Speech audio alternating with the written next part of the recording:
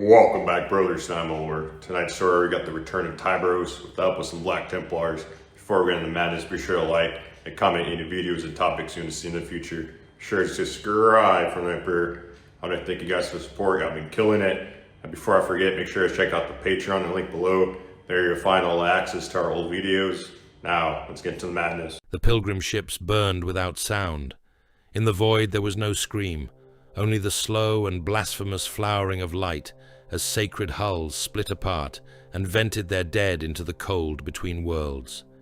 Great liners wrought with saintly iconography drifted crippled beneath the dim flare of a dying sun, their processional spires broken, their stained viewports dark, their reliquary holds gutted by chainblade and melter charge. Shrine stations turned in the black like wounded censer heads, bleeding atmosphere, bone fragments, ashes and frozen ribbons of blood that glittered crimson where the distant fires found them. The manufacturer moons below were worse. Their stacked cities still belched smoke into poisoned skies, but the smoke rose over silence where once there had been shift sirens, catechisms, iron traffic, and the unending thunder of industry. Entire populations had been taken to the knife. Their labor had ended in slaughter pens and furnace pits, their corpses rendered into offerings for a war that had no hunger, but blood. The charnel belt had been an artery of the Imperium 2 standard months before. Shrine worlds, forge-dependent stations, pilgrim routes, tithe convoys, munitions docks, all of it bound together by faith and steel. Now it was a grave chain hanging loose at the edge of a subsector that was already beginning to die. Marshal Garin Holt stood upon the command pulpit of the battle barge Sanctity of Wrath and watched the ruin wheel across the viewing bay. He wore no helm. The raw glow of burning vessels painted his scarred features in red and gold, laying fire over the black of his cropped hair and the old sword cut that ran from temple to jaw. His armor was the deep black of his chapter, crossed in white and marked by the red trim of rank. Chains of oath parchment hung from his cuirass and shoulders, their wax seals clicking faintly whenever the deck shuddered under coarse correction. Behind him, servitors whispered Binharic reports to robed bond officers.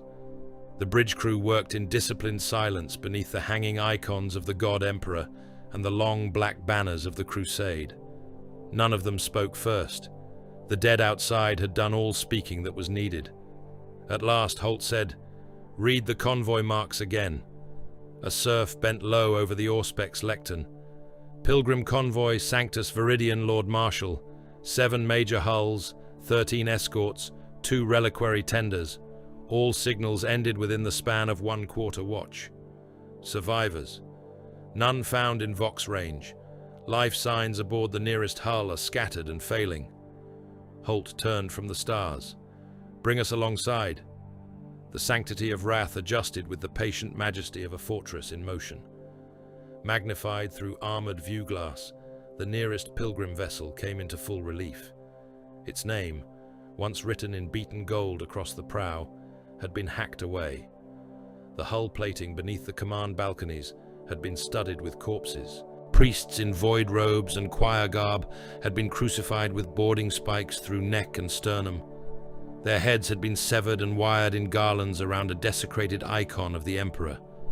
Chains of frozen bodies stretched from one lance battery blister to another, a swaying line of the dead caught forever in the posture of supplication. Someone had forced their hands together before exposure took them. Someone had carved the mark of the blood god across their breastplates and brows. The Vox shrieked. For a moment the bridge speakers filled with static and broken prayer, the crackling remains of a litany caught in loop. Then another sound bled through it, deeper, uglier, full of iron lungs and frenzied laughter. Holt did not need a heraldic scan to know it for what it was. The war cry of the 12th Legion drowned the last human voices aboard that drifting tomb. Reclusiarch Mordrin stepped up beside him. The chaplain was taller even than Holt, his skull helm black as void glass, his Crozius maul locked to his back, while censer smoke leaked from the vents of his gorget. Where Holt's presence was hard and knightly, Mordrin seemed like an execution sermon given flesh. His vox grill crackled when he spoke. "They did not strike to conquer," he said. "They struck to profane." Holt's eyes remained upon the dead. "There is no difference in the end." "There is every difference, my marshal. Conquest is the work of empire. Profanation is the work of heresy. This is not a war for survival. It is a war of witness. We are meant to look upon this and despair. We are meant to know that holy things can be opened and made into carrion." Holt's gauntlet tightened on the rail until the metal groaned. "Then let them learn what becomes of the hand that reaches for the sacred." Mordrin inclined his skull helm. "So spoken. The God Emperor has not brought us here to preserve our lives. He has brought us here to prove the weight of our vows." A shape stood in the shadow of the command throne and moved only then, when the words of vow had been spoken. Emperor's champion, Bastian Raid, wore blacker armor than the rest, as if the light itself recoiled from him. The black sword was mag-locked across his back, its hilt above one shoulder, like the sign of a coming execution. He had stood motionless since translation into the system, helm under one arm, his face calm in the manner of men already dead to fear and comfort alike. Holt looked to him.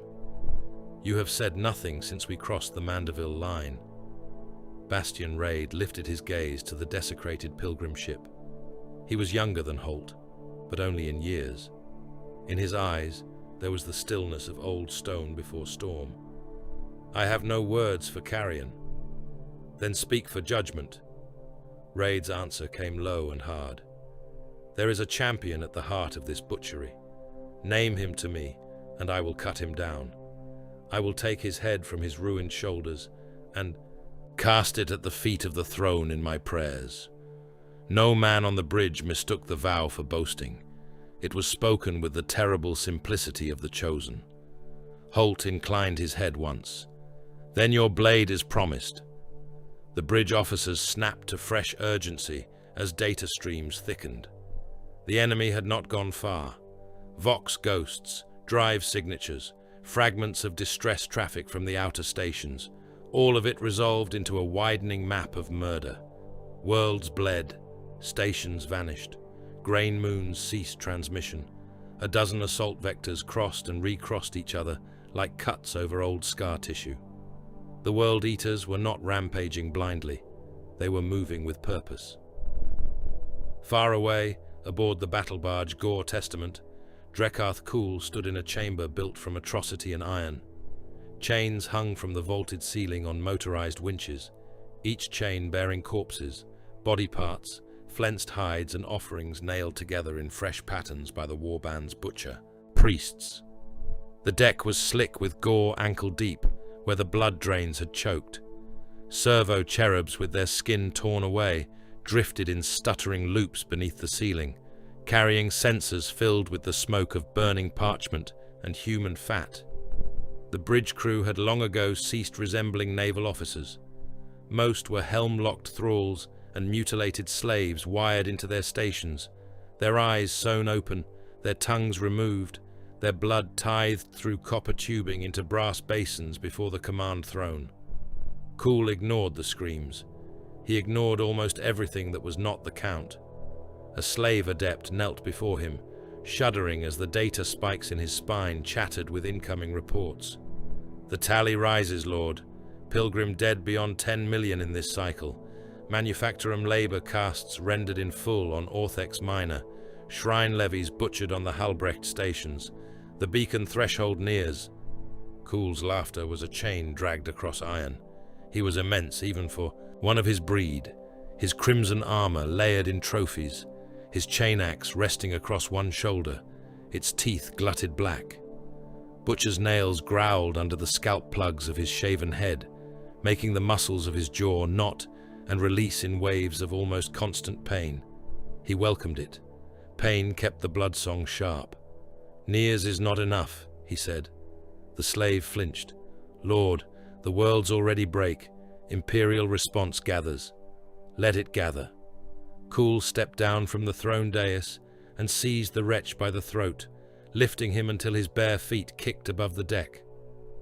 "Do you think this is slaughter for its own sake, worm? Do you think I have crossed the dark and burned fleets merely to hear men die?"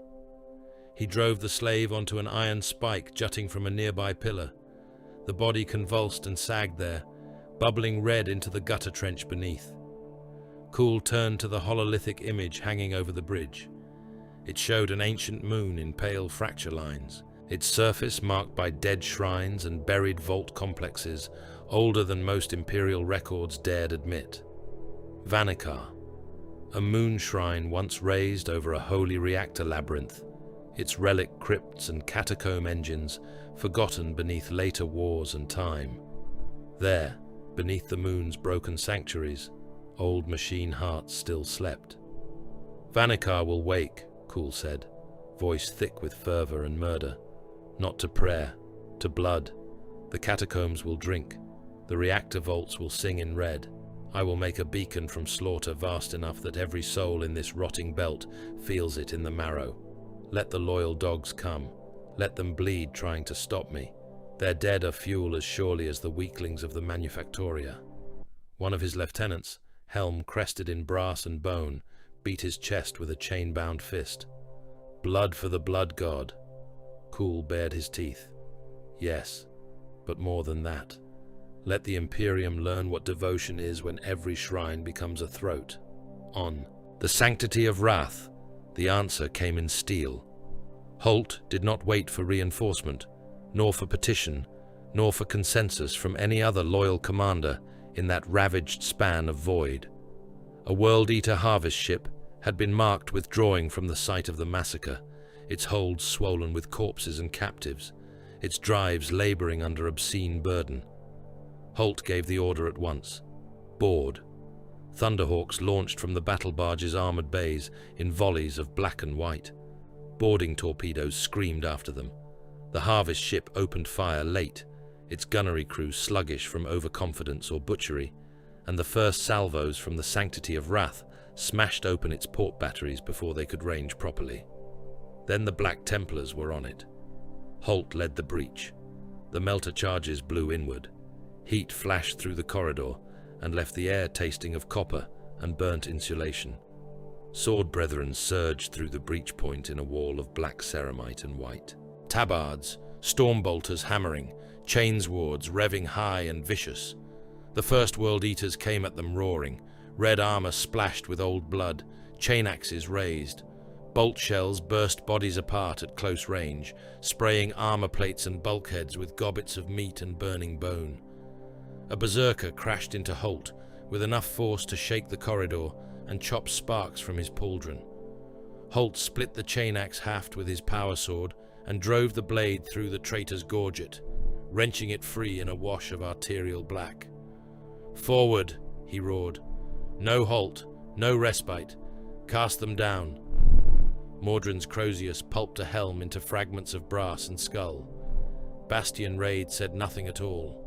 He moved through the slaughter like a verdict, his black blade rising and falling, every stroke killing, every step taking him deeper toward the vessel's command decks.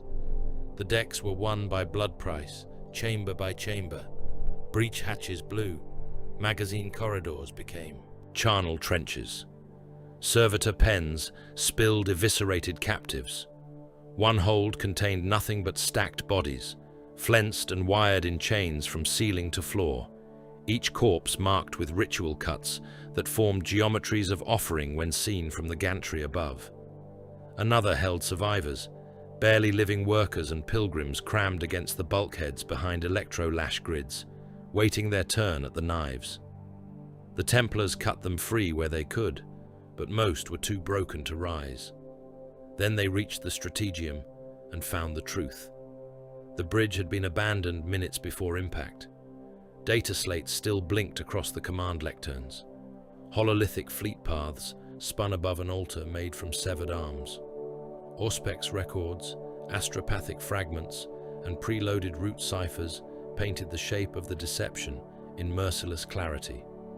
The harvest ship had been left slow and heavy on purpose. Its distress ghost had been broadcast on channels the Templars would not ignore. while Holt's crusade fell upon it. 3 more shrine routes farther coreward had gone dark. Holt read the fleet traces and felt the fury settle colder inside him. "Bait," said Mordrin. "Yes." Bastian looked up from a torn deck serf who had lived long enough to identify a symbol daubed on the bridge altar. "The hand that cast this lure is not witless." "No," Holt said. "It is hateful." The ship shook. Outside the picked windows, fresh weapon fire lit the void. A bond officer on the Vox station snapped upright. "Marshal, multiple signatures emerging from the outer debris field. No challenge codes, no declaration, no response to hails." "Enemy reinforcements?" The officer hesitated. "Unknown.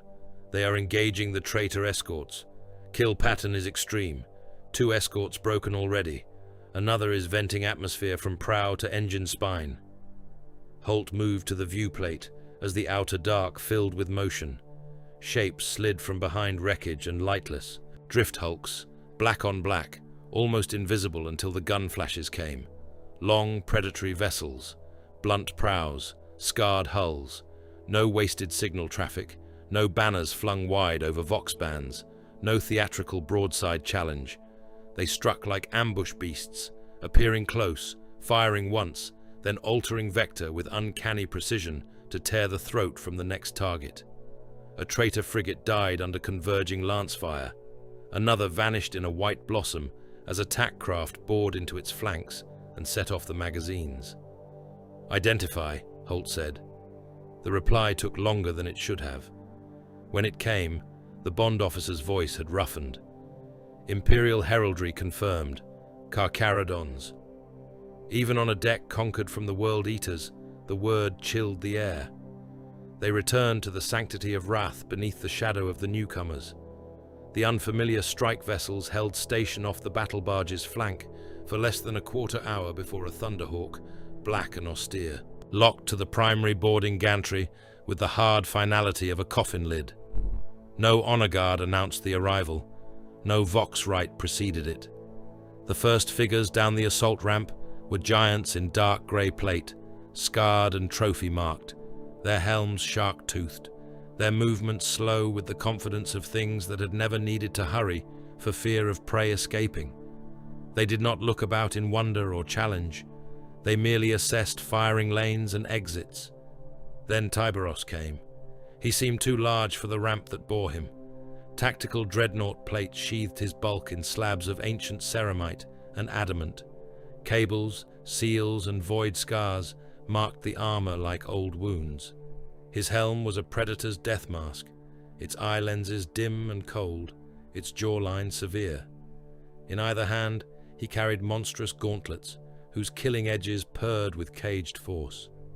The deck crew drew back without being ordered to. Even among Adeptus Astartes, Tyberos the Red Wake radiated a presence that was not merely martial, it was abyssal. He looked like something that had risen from the trench floor of a dead world and learned war there. Holt met him in the Strategium chamber, with Mordrin at one side and Bastian at the other. "You come unheralded," Holt said. Tyberos removed his helm. His face was pale and broad, his eyes black and lid heavy, his features almost expressionless, save for the old scars crossing them. When he spoke, his voice was deep and flat, like pressure moving through stone. The prey was near. Mordrin's gauntlet tightened around the shaft of his Crozius. "You enter a crusade war zone without petition, without transmission, and name those you kill as prey." Tyberos looked at him once. They were prey. Silence followed. It was not the silence of uncertainty. It was the silence that comes before one blade decides whether another must be drawn. Holt broke it. "You hunt the World Eaters." "Yes." "For what cause?" Tyberos's gaze shifted to the hololithic image of Vanikar, still turning above the Strategium altar. "Because they foul the void. Because they gather. Because their warlord is drawing blood toward a single place." He looked back to Holt. "Because this one is worth killing." Bastian Raid spoke then, only his second words since entering the system. His life is already vowed. Tyberos regarded the Emperor's champion without heat. Then keep pace. Mordrin let out a harsh breath through his skull grill that might have been disgust or bleak amusement. Holt studied the giant before him and saw no friendship there, no crusading fire, no shared joy in righteous labor. The Carcharodon was not a knight come to answer the call. He was a hunter who had scented slaughter worthy of his chapter's appetite.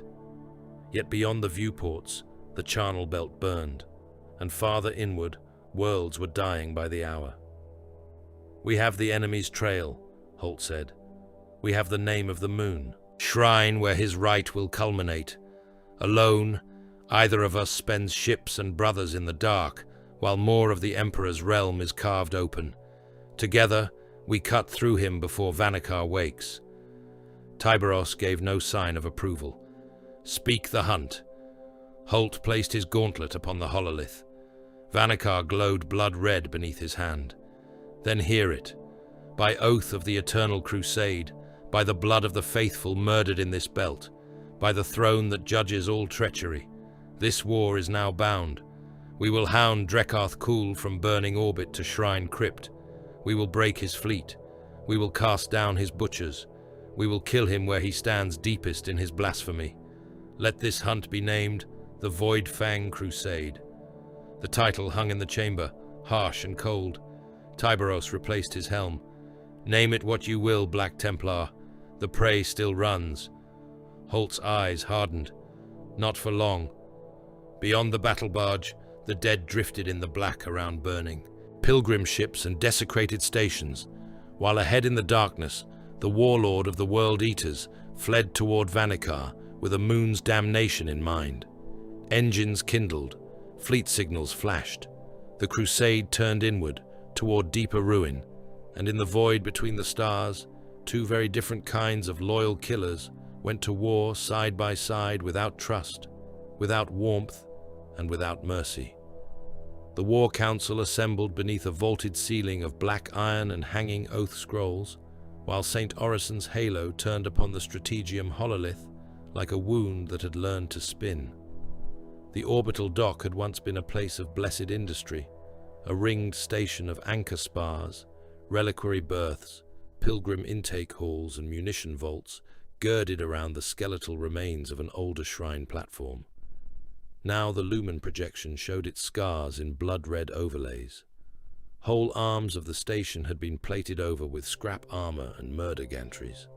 Cargo spines that had once ferried grain, promethium and devotional statuary were now stacked with corpse barges.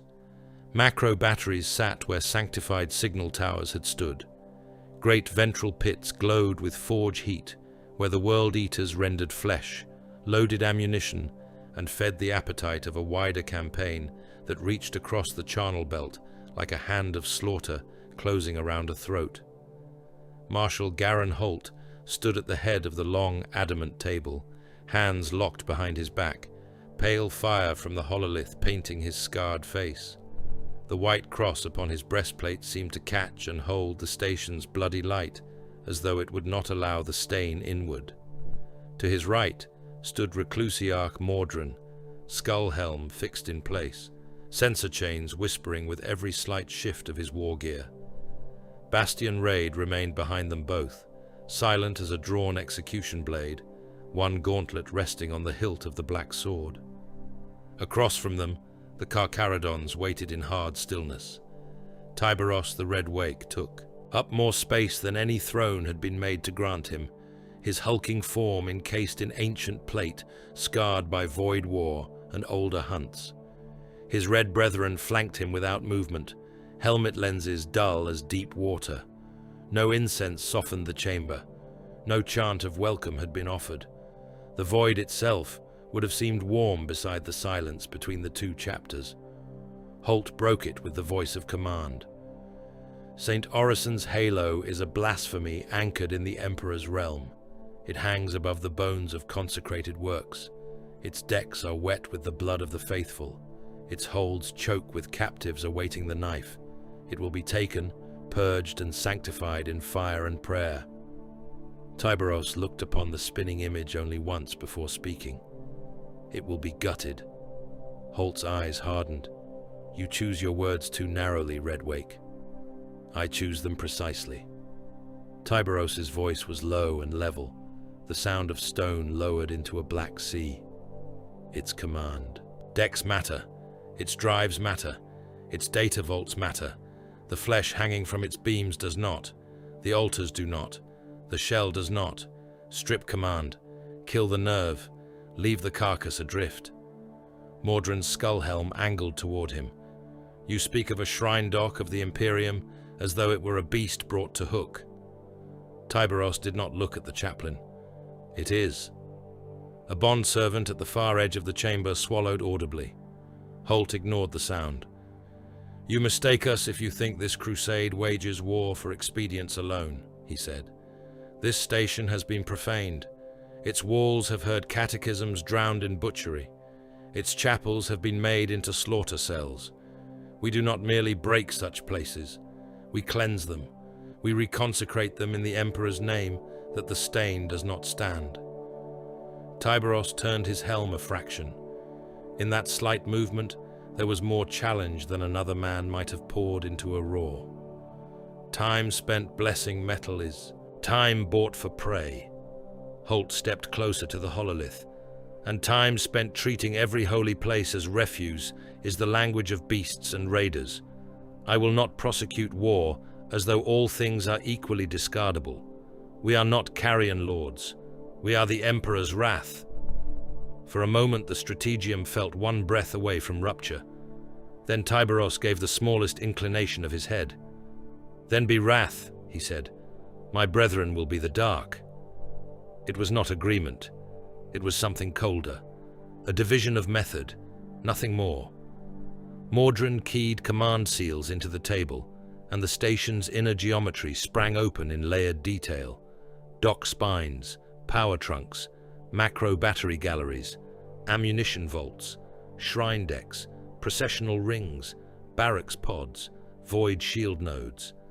The data had come from fragments torn out of the harvest ship, from augur ghostings, from slaughtered navigators and broken escorts. It was enough to wound the beast, not enough to know its every tooth. "The traitors have converted the old pilgrim intake into butcher lines," Mordred said. "Captives brought aboard are sorted by labor worth, blood value and ritual use. The dead are stripped.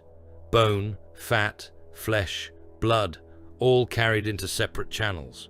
Some is fed to the forge lines, some to the rites, some to the fleet." One of the Carcharodon veterans stared at the projection without visible reaction.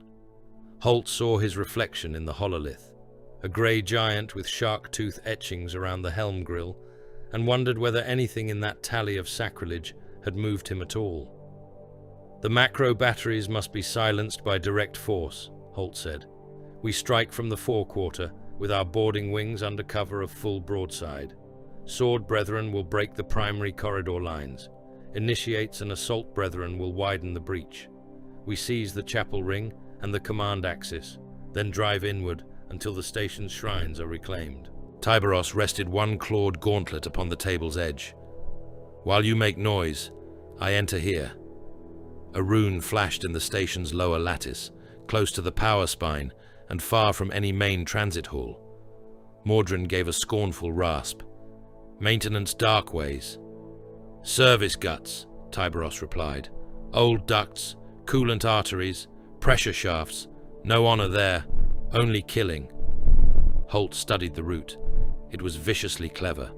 The kind of ingress no Black Templar would name glorious, and therefore the kind of ingress the World Eaters would least expect from them.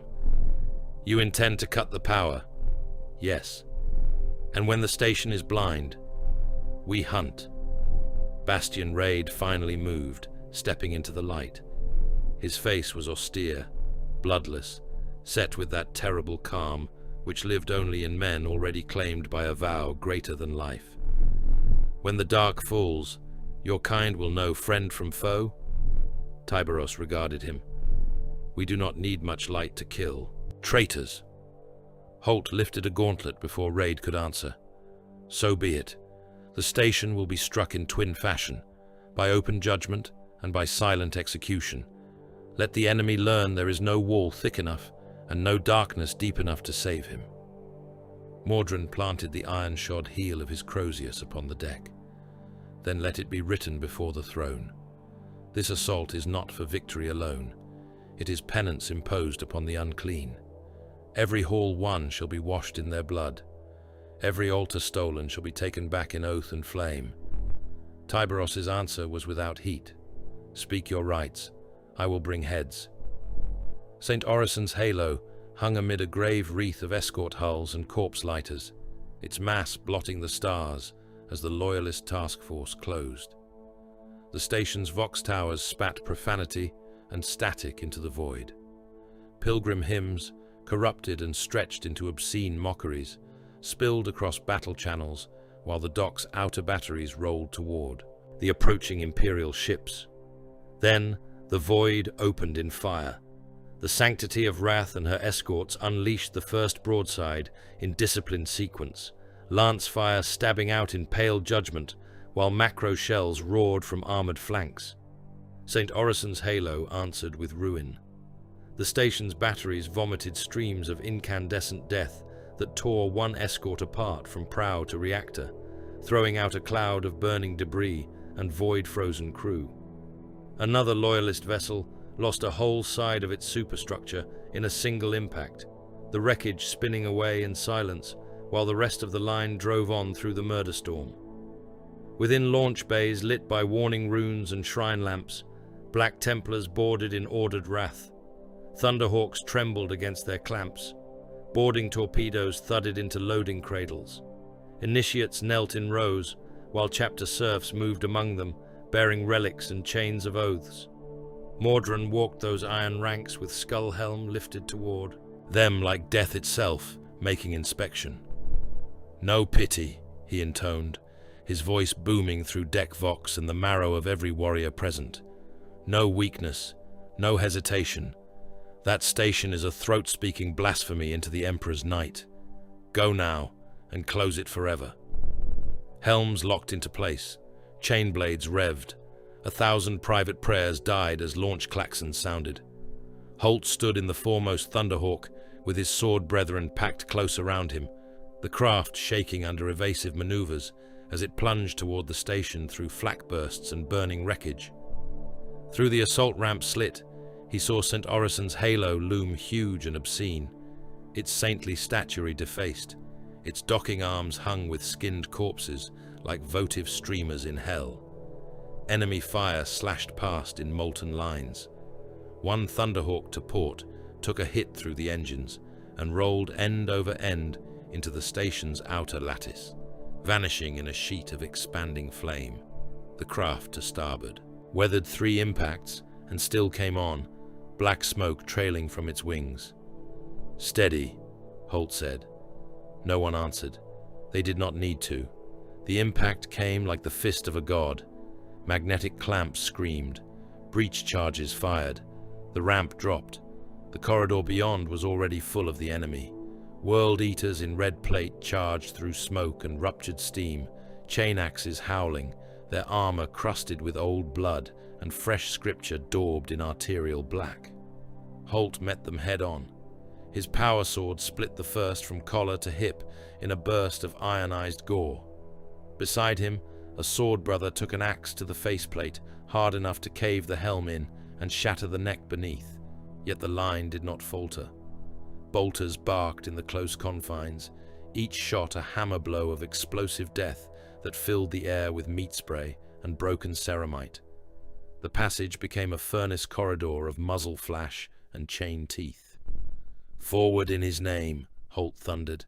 "Drive them from every step." The Templars obeyed as only sons of the Eternal Crusade could. They did not fight like desperate men clawing for survival. They fought like executioners, advancing through a sentence already pronounced. Shields slammed, pistols detonated at arm's length, chainswords bit into pauldrons, neck seals, guts, and elbows. Initiates vaulted over the fallen to bury combat blades through eye lenses. The pressure of the assault rolled down St. Orison's halo's primary ingress like a black tide dragged by oath alone. Yet the World Eaters did not break. A berserker lost both forearms to bolt fire and still hurled himself forward, smashing his broken stumps into a deck serf's face until bone and teeth pulped outward. Another took a chainsword through the abdomen, seized the weapon's casing with one hand to hold it inside his own body, and buried his axe in the breast of the Templar who had struck him. Even dismembered they fought on, snarling, biting through torn grille, slats, kicking, clawing, smashing head first into anyone near enough to kill. Loyalist armsmen trying to secure rear lanes died screaming as hacked-apart traitors dragged themselves along the deck to cut ankles and throats with combat knives clenched in their teeth. Above the clash of steel and bolt detonation came the station's own blasphemous hymnals, shrieking through vox systems that flickered from cant to laughter to static. Holt cut his way through it all toward the chapel ring, knowing Tyberos had already entered elsewhere, deep and unseen in the station's dark machinery. He was right. Far below the boarding fronts and the glorious violence of the breach halls, the Carcharodons moved through maintenance arteries no sane builder had meant for war. Narrow shafts drowned in condensation, coolant channels slick with chemical frost, rusted service crawlways where the only light came from the occasional pulse of a lumen globe clogged by old grime and corpse flies. Tyberos went first, his immense frame somehow silent despite its weight, red brethren following in perfect predatory rhythm. A chained labor thrall rounded a corner and froze at the sight of them. His mouth opened. Tyberos tore his head away before the sound could emerge, lowering the body without haste. At the first power junction, the red wake raised one gauntlet and drove its crackling blades through the conduit altar. The chamber erupted in white sparks. Somewhere far above, half a district of St. Orison's halo went dark. Then another, then another. The station shuddered as backup systems failed to catch the collapse in time. Macro battery galleries went black. Internal lumen arrays blinked once and died.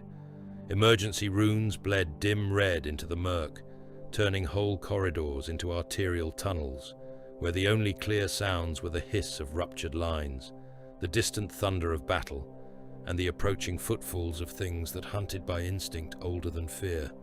Command cadres died. First, a World Eater overseer, barking kill orders over a voxmast, was dragged into a vent shaft and pulled apart before his escort could turn. A bridge adjunct, trying to relay power reroutes, found Tyberos looming from the dark one heartbeat before his torso came free of his legs. The Carcharodons moved through the steel innards of the station like abyssal predators through a reef, each strike swift, terminal, unadorned. They wasted no war cry. Their silence became its own terror. On the chapel decks, there was no silence at all. Bastion Raid held the breach where the enemy had counterattacked hardest, for the World Eaters had seized upon the half-ruined sanctum there as a point of hateful significance. The deck had once held a reliquary nave lined by statues of martyrs and alcoves for prayer. Now the icons were toppled, the altar split open, the walls blackened by explosive gouges and blood. Initiates lay dead in heaps before the breach mouth, their tabards soaked dark, their oath parchment burned away. Raid stood among them, as though planted there by divine wrath. Again the berserkers came. They flooded through smoke and shattered stone with chain axes raised, roaring the name of their false god until the cracked vault echoed. Raid stepped into them. The black sword rose in both hands and took the first attacker's helm, skull and spine in one killing stroke. He pivoted into the second, driving the blade under the arm and tearing it free in a gush that painted the chapel wall. A chain axe slammed into his pauldron and showered sparks across his faceplate. He gave no ground. His return cut disemboweled the wielder so completely that loops of steaming entrails slapped the deck at his feet. Initiates rallied to him and died to keep pace. "By the throne," one gasped, firing point blank into a screaming traitor's chest. "By the throne," Raid answered, and split the enemy from shoulder to hip. The charges came again and again. Each time the Emperor's champion was there, black blade in motion, his armor accumulating dents, rent seals and fresh blood as the enemy piled dead around him. Yet every stand cost dear. A sword brother to his left lost a leg to a chain axe hook and kept firing until a bolt round cored his head. Another held a broken doorway with combat shield and pistol until 3 berserkers dragged him down beneath their weight and hacked him apart in a frenzy of red spray. The chapel deck became a mountain of corpses and broken vows, and still the World Eaters tried to take it, because pain only sharpened their worship. Deep in the station's command abyss, Tyberos found the Red Butchers waiting. They emerged from a blast door shrine as the last power relay died, hulking Terminator-clad monsters wreathed in flickering emergency glow, their armor swollen with brass trim, chain fists and gore-clogged power claws. Once they might have been warriors with names. Now they were living siege heads of the 12th. Legion's damnation, caged madmen turned into weapons and loosed into the dark. The corridor became too small for all that hatred. The first Red Butcher hit Tyberos with enough violence to crater the deck plating beneath them both. The impact would have shattered a lesser warrior. Tyberos met it like a reef meets a storm wave. His gauntlets flashed. One cracked through the traitor's faceplate and buried itself in the skull beneath. He wrenched free, turned, and rammed the other into a second butcher's neck ring, ripping out cable, vertebrae, and a wash of hot black blood. The Red Brethren slammed into the flanks of the remaining Terminators in a burst of claws and power blades, but 2 of them died in the first exchange, smashed apart by chain fists that chewed ceramite like meat. Tyberos did not roar. He killed. A Red Butcher swung a chain-blade fist at his helm. Tyberos stepped inside it and tore the arm away at the elbow, then hammered both crackling gauntlets into the traitor's chest until armor caved inward and the reactor pack burst in a flare of greasy fire. Another tried to grapple him from behind. Tyberos seized the giant by the head, turned, and drove him face first through a command lectern, crushing the body down through sparking consoles into the deck below. The last of the cadre came at him in frothing silence, and the Red Wake met it with a brutality so direct it seemed almost primal, shearing open the torso, wrenching free the remains of the heart assembly, and casting the corpse aside as it spasmed in death. When the chamber was his, he crossed to the half-ruined command dais, where a flayed navigator hung fused into a data throne by cables and ritual nails. The creature still lived in pieces. Its third eye twitched. Its hands, stripped to bloody tendons, scraped weakly over rune slates etched with warp roots and kill vectors. Tyberos looked once. Then he tore the data cores out of the throne and handed them to one of the surviving Red Brethren. "Read." The Carcharodon interfaced by direct spike. He stood motionless for several breaths, then spoke in the same flat cadence as his lord. Vanikar confirmed. 3 remaining sacrificial worlds on the inward route. Gathis Secundus, Lumen's Fall, the Ore Shrine of Karth Vale. Tyberos turned from the throne. "Then this carcass is finished." As though the station had heard him, St. Orison's halo began to die. Warning klaxons bellowed through every deck, then cut off mid-peal. Bulkheads slammed shut in chain reaction. Somewhere in the core, scuttle charges detonated with a low and building thud that rolled through the structure like the first beats of a giant heart beginning to fail. Holt felt it from the chapel ring, just as the Templars finally broke the last berserker push. A bond transmission crackled over command vox, half drowned in static. "Marshal, catastrophic drive overload. Reactor control is lost. The traitors have set the station to self-immolation." "Can it be halted?" "No, Lord. Too many linked charges. They have butchered the machine spirit." Holt looked down upon the dead chapel floor, at his fallen warriors, and the bodies of the enemy piled among shattered relics. Victory had been won here in blood and will, But the station had not been truly reclaimed. It was already slipping beyond salvation. "Sound withdrawal by sectors," he said. "Recover gene seed. Recover the living. Burn what remains." He hated the order even as he gave it. Mordrin hated it too. The chaplain's skull helm tilted toward the ruined altar in a gesture that was almost grief, though no ordinary man would have known how to read it. Bastian Raid lowered the black sword, his armor drenched and smoking, and gave one slow nod. He had kept the breach. The price of doing so lay in pieces around him. Evacuation became another battle. Templars carried their wounded through corridors convulsing with fire and decompression. Carcharodons vanished from lower decks as abruptly as they had appeared, emerging from service shafts with scavenged data and their dead slung across their shoulders. World Eaters still fought in pockets, even as the station came apart around them. More than one berserker, disemboweled or burning, hurled himself into loyalist withdrawal lines simply to take another life with him before the end. The last Thunderhawks cleared the outer docking spars as St. Orison's halo tore itself open from within. Fire punched through its spine in a line of chained detonations. Corpse barges burst free and tumbled flaming into the void. Macro batteries cartwheeled away in molten fragments. Whole shrine segments folded inward as the ancient dock's central mass split along stress lines, made red by internal inferno. The station did not die cleanly. It came apart in agonized stages, vomiting wreckage, bodies and burning relics into the black. From the command deck of the Sanctity of Wrath, Holt watched the ruin drift and turn. "We took nothing whole," one of his officers said quietly. Holt did not answer at once. Across the chamber, Tyberos stood with the recovered data core in one gauntlet, his helm under his arm, blood drying in black sheets across his armor. He looked not triumphant, not angered, not even especially moved. He looked as he had looked upon first arrival, like a hunter taking measure of distance yet to close. "At St. Orison's halo," Holt said at last, "we took truth.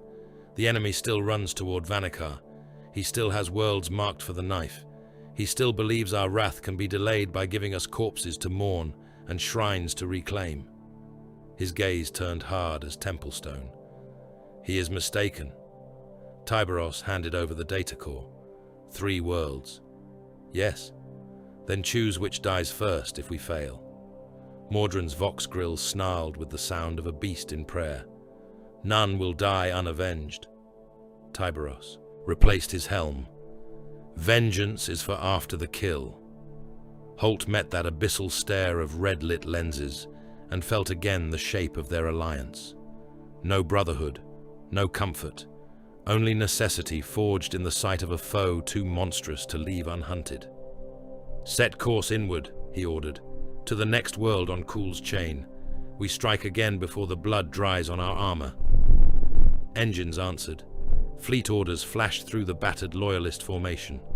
Behind them, St. Orison's halo burned to fragments, its chapels shattered, its butcher lines broken, its sanctity never fully restored. Ahead lay Vanikar and the 3 worlds marked for sacrificial extinction. The crusade had won a battlefield and lost time, and in that loss, every warrior aboard knew the same grim truth. The World Eaters were still ahead of them. The void ahead of them was already dead.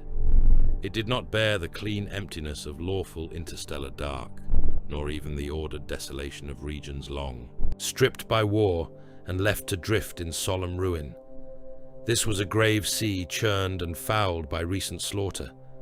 Wreckage turned slowly through dust clouds of frozen blood and powdered ceramite. Fractured escort hulls drifted alongside pilgrim hulks, with their prows bitten open and their chapel decks vented to the black.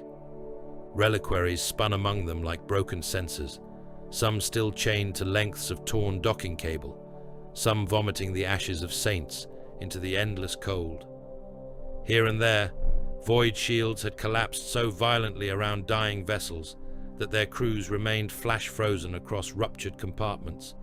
Whole decks of men and servitors and kneeling confessors preserved in final postures of terror or prayer behind cracked plasteel. The dead watched the crusade pass and said nothing. The task force of the Voidfang Crusade cut through that sepulchral region with engines dimmed and auger arrays spread wide. The Sanctity of Wrath led in disciplined line, her black hull, scarred by the fighting at St. Orison's Halo, her launch bays already restocked with fresh torpedoes and replacement boarding stock drawn from reserve holds. Around her moved battered escorts, their flanks patched and their crew complements thinned. Beyond them, holding a parallel course with the reserve of patient killers, sailed the vessels of the Carcharodons. They ran dark. Their hulls swallowed starlight. They spoke little over the Vox, and when they did, it was in clipped, exact transmissions that gave no more than vector, strike rune, and kill confirmation. Many among Holt's bridge crew preferred the silence of enemies they understood. Marshal Garin Holt stood before the main hololith and watched the dead zone resolve in layered glyphs and threat sigils. Contact ghosts flared and vanished among the wrecks. Splinter flotillas moved in erratic courses farther inward, some clearly traitor, some too mangled to classify. The path of Drekarth Kul's warhost had become visible now in a way it had not before. The World-Eater Lord did not leave a trail merely of burning worlds. He left processions of ruin in the void between them.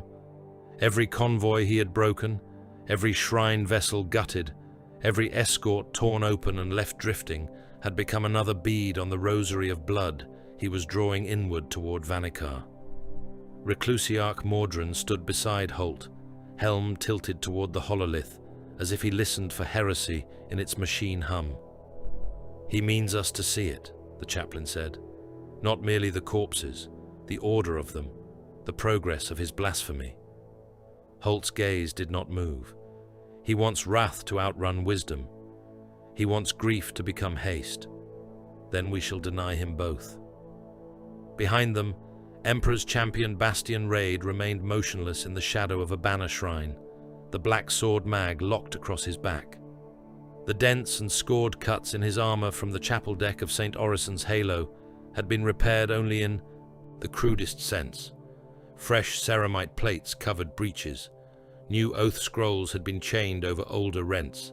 The man within had neither sought nor needed restoration beyond that. He stood in the stillness of a weapon waiting to be drawn. A fresh contact rune pulsed. One of the bond officers bent over his station. A cruiser-class signature within the wreck shoals, Lord Marshal. Drive pattern irregular, broadside capacity reduced. Escorting splinter hulls in dispersed screen. Heraldic trace confirms 12th Legion corruption. The hololith sharpened. A long vessel emerged from layered static and debris returns. Its flanks were gnawed by old battle damage, its dorsal towers warped by sacrificial ironwork and chain gantries. Corpses hung along its hull in linked masses where once signal pennants might have flown. The name Brass Revenant flickered in the machine reading. Holt's jaw tightened. Kul's rear screen. Mordrin gave a low growl through his Vox grill. Too strong to ignore. Too slow to be vanguard, Holt said. If Kul is not aboard, then his naval command is. He leaves teeth behind him so the hand may close elsewhere. A new voice entered the strategium, as though it had always been present, merely choosing that moment to become audible. Break the teeth. Tyberos, the Red Wake, stood at the chamber's edge with 3 red brethren and no escort ceremony whatsoever. No one had announced his arrival. No deck watch had challenged him over the internal Vox. The Carcharodons moved through Imperial warships with the same unsettling certainty they brought to enemy decks, as if walls and thresholds were formalities meant for lesser beings. Holt turned. "You have read the contact stream." Tyberos gave one slight nod. "The Brass Revenant dies," Holt said. Tyberos's black eyes rested on the cruiser rune. "Its command dies."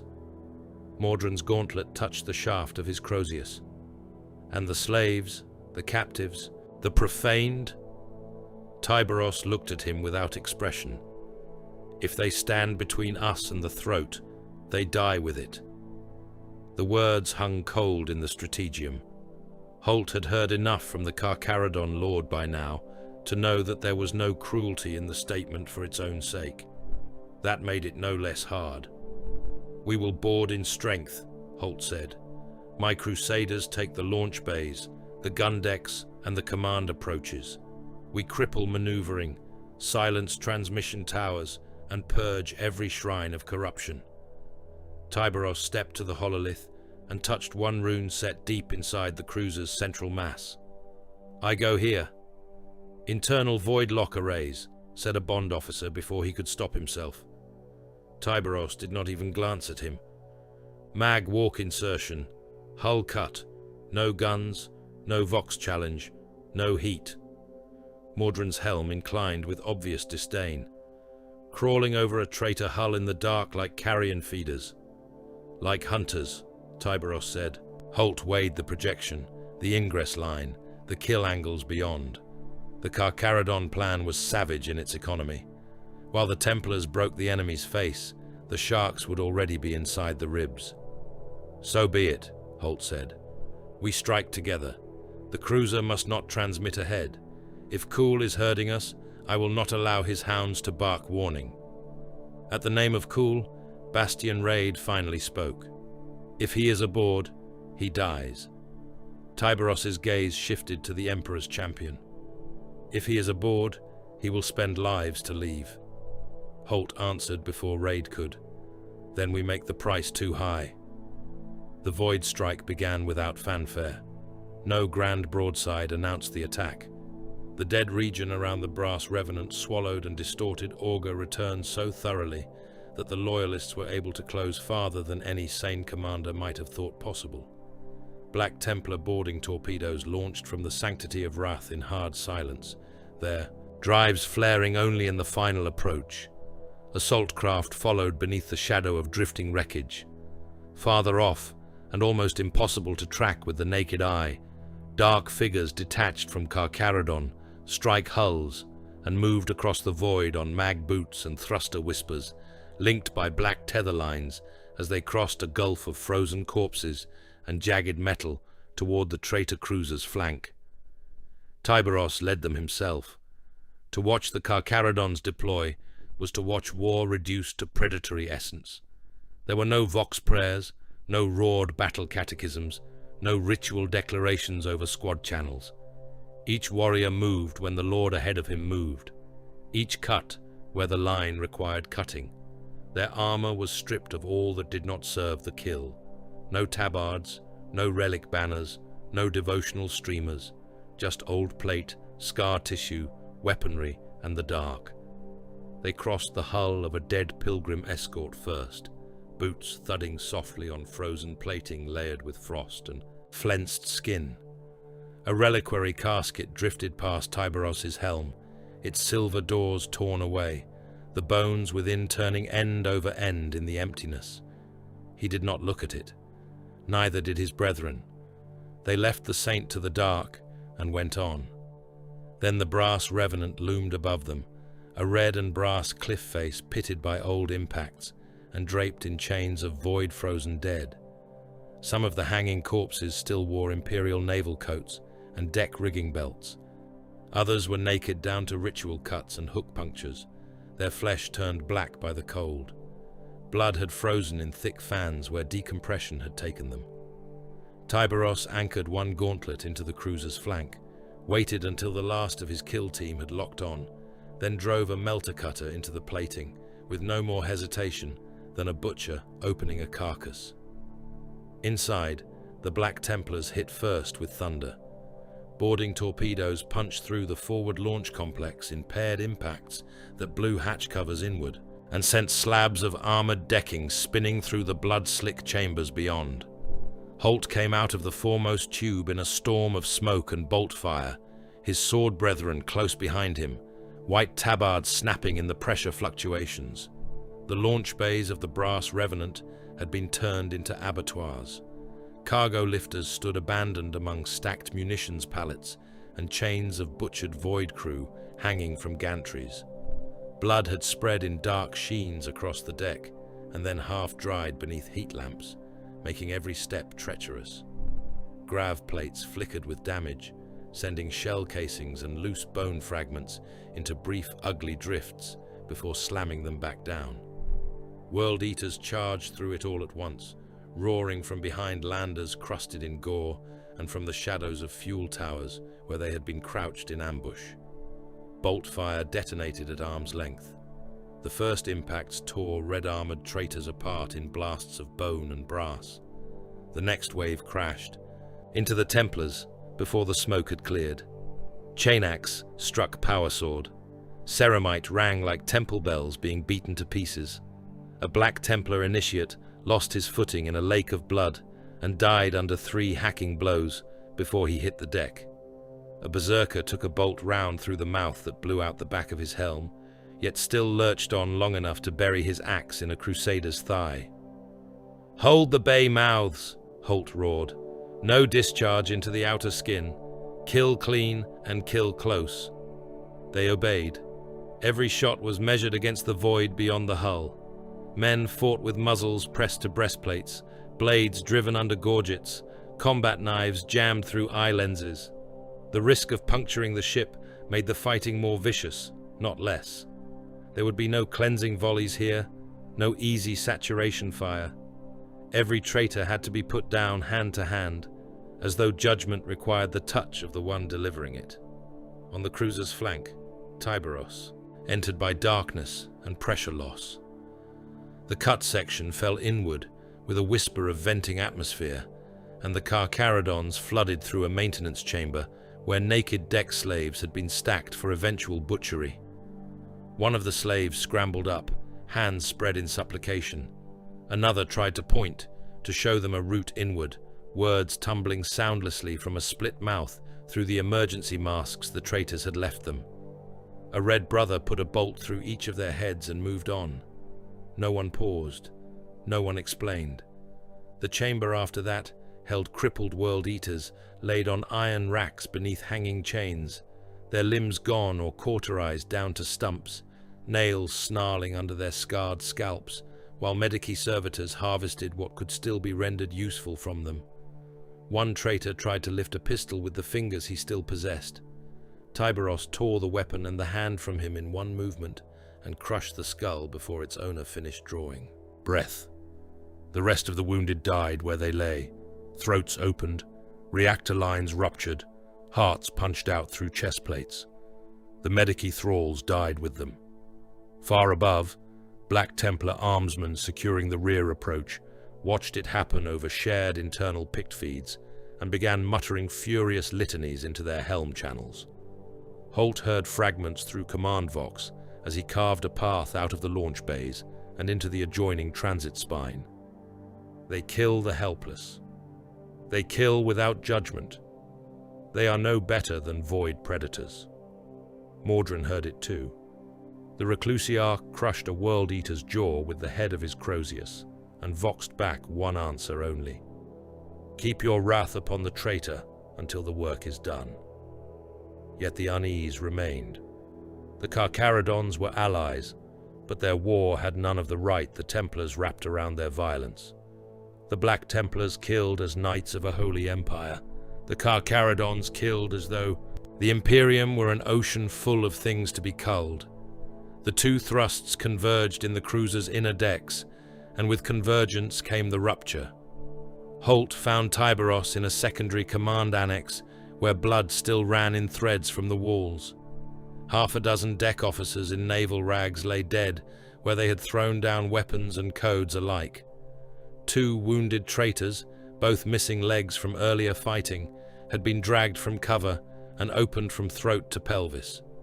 A Vox adept, blind from shock and trying to crawl toward a fallen icon, had been stamped flat into the deck. Holt stopped dead. These were no threat. Tyberos turned from a sparking command lectern with a data cable in one gauntlet and a dead man's blood across his fingers. They were aboard the prey. That is not sentence enough. Holt's voice dropped lower, harsher. The Imperium is not served by slaughtering every wretch chained into the hold of a traitor vessel. Tyberos took one step toward him. It was not a challenge. It was worse. It was a simple closing of distance by something that had never learned why men found such nearness uncomfortable. The Imperium is served by ending threats before they speak, run, signal, or stab. His black eyes remained flat and unreadable. Crew become mutineers, slaves become cultists, wounded become bomb carriers, panic becomes warning, delay becomes more dead at the next world. Holt's gauntlet closed around the hilt of his sword until servos bit. There is a line between pitilessness and corruption. There is a line between hunger and starvation, Tyberos said. A predator that hesitates dies lean. Mordrin entered behind Holt, helm taking in the chamber in a single sweep. For an instant, the air itself seemed sharpened by the old killer's disapproval. Bastian Raid came after him with the black sword bare, not raised, yet somehow more accusatory for that. Holt did not look away from the Carcharodon Lord. I serve the Emperor as his knight. I do not butcher the kneeling merely because it is efficient. Tyberos's answer came like a depth charge. And I serve him as what waits in the dark between stars. We are both his instruments. Do not mistake difference for disloyalty. The words struck harder than a shouted insult might have. Holt hated them because some part of him recognized the terrible truth buried inside them. Both chapters served the Imperium. Both did so by means much of humanity would rather never behold. Yet the shape of service mattered.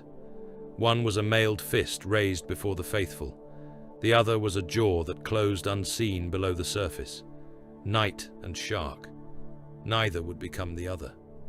A fresh alarm cut through the silence before the breach could widen any further. Internal transmission nodes were spiking. Vox relays were active deeper in the cruiser. "Halt!" snapped Mordrin. "The command sanctum." The Marshal let the moment die by force. "Forward," he said, voice iron hard. "The traitors will not buy more worlds with our division." They drove deeper into the brass revenant until the ship itself seemed to convulse around them. Grav plates failed in whole sections, leaving bodies and shell casings drifting in clotted clouds until emergency power slammed back and sent them crashing down again. Compartments had ruptured under earlier fighting, so that every fresh shot had to be weighed against the possibility of sudden void death. In one passage, a burst round blew out a viewport seam and dragged 3 Templars and 2 World Eaters into the black before blast shutters crawled shut over the breach.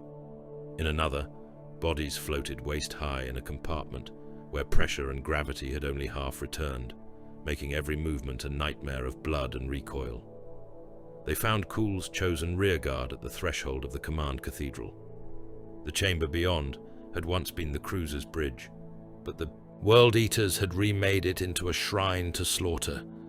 The command pulpit had been plated in brass. Chain-bound corpses hung from the vaulting. Navigator remains had been nailed around the astrogation throne in a halo of peeled skin. At the center stood an 8-bound champion, warped flesh bulging through splits in his armor, demonic rage rippling beneath his skin like things alive in a sack. Around him gathered the last of the command cadre and a knot of berserkers, so blood-drenched they looked dipped in fresh sacrifice. They came on in one red wave. The fighting was ruinous. Holt cut a path through the command bodyguards, his sword blinding white in the dim emergency glare. Mordrin smashed a path toward the Vox altar, each strike of his Crozius caving in helms and chests. Bastian Raid met the 8-bound second and beheaded him in a duel of 3 blows, only to take a raking claw strike across the cuirass that nearly ripped him from his feet. The Red Brethren killed without speech beside them, and Tyberos hit the enemy center like the opening bite of some great abyssal beast, tearing through one berserker, then another, then hammering the 8-bound champion himself down onto one knee. The traitor still laughed. Warp light leaked from the rents in his flesh. His teeth were filed to fangs. One eye had burst, but the socket still wept red and glimmering embers. Tyberos pinned him to the deck with one crackling gauntlet, while the last of the rearguard died around them. "Where is Cool?" the Red Wake asked. The champion spat blood over Tyberos's helm. "Ahead of you, corpse shark." Tyberos tightened his grip until ribs began to break with wet snaps. "Where?" The 8-bound shuddered, half with pain, half with ecstasy. "You still do not smell it. He bleeds you onward. Every dock, every convoy, every shrine. You chase the wound he leaves and make it wider. The Black Templars come in fury. Your grey scavengers come in shadow. All of it feeds the path. All of it heaps the dead. Cool is not running from you. He is driving you. By the time you reach Vanikar, the belt will be a severed throat." Holt heard the words and felt the pattern lock into place with sickening clarity. Cool's retreats were not retreat, as lesser minds would understand it.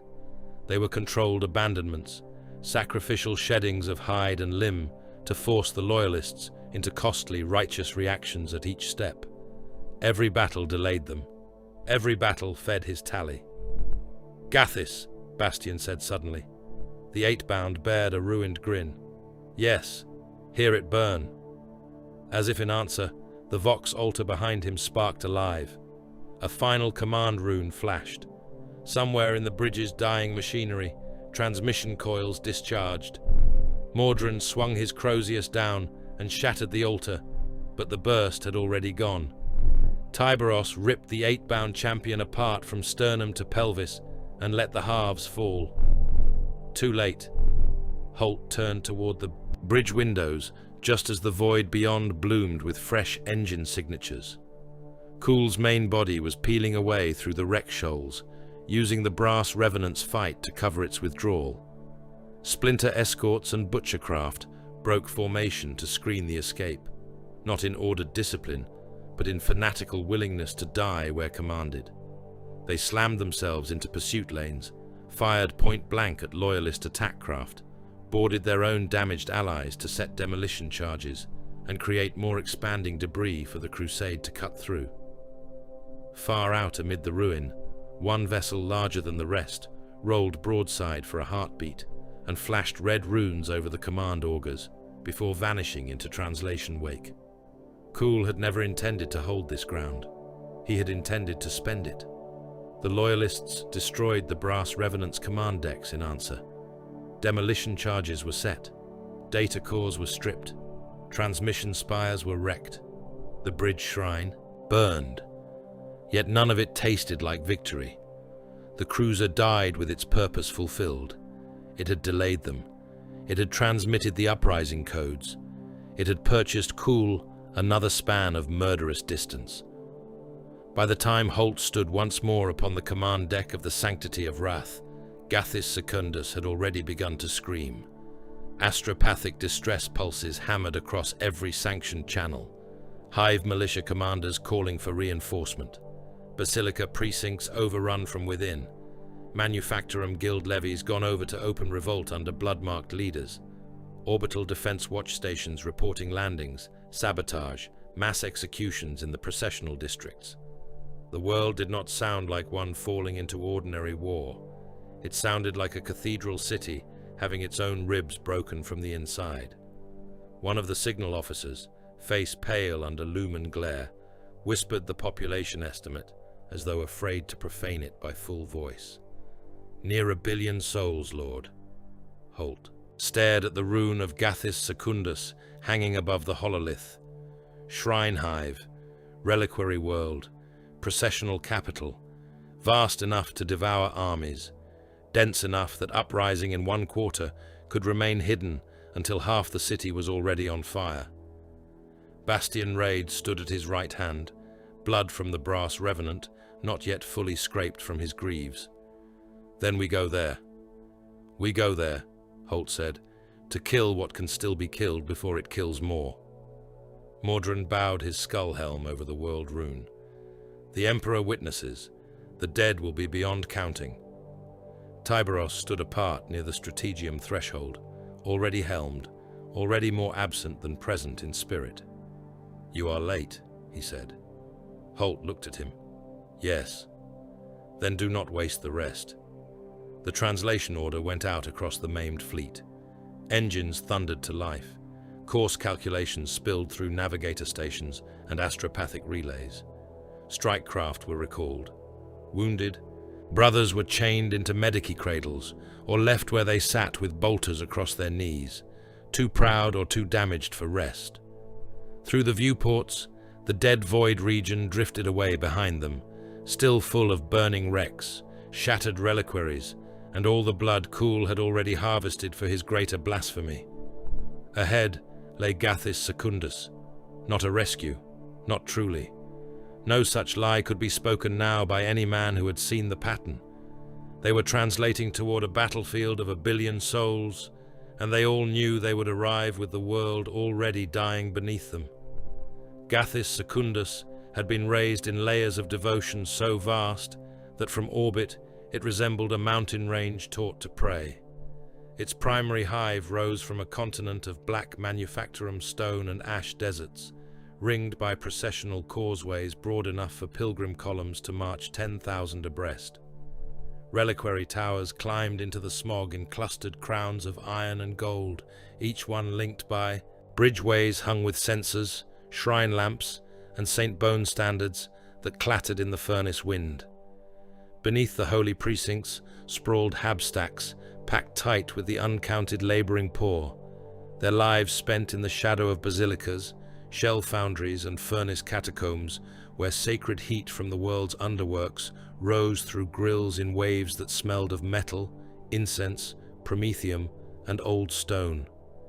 Deeper still, beneath the hive's sanctified heart, buried mechanisms and forgotten crypt engines from earlier ages slept under vaults sealed by litany and time.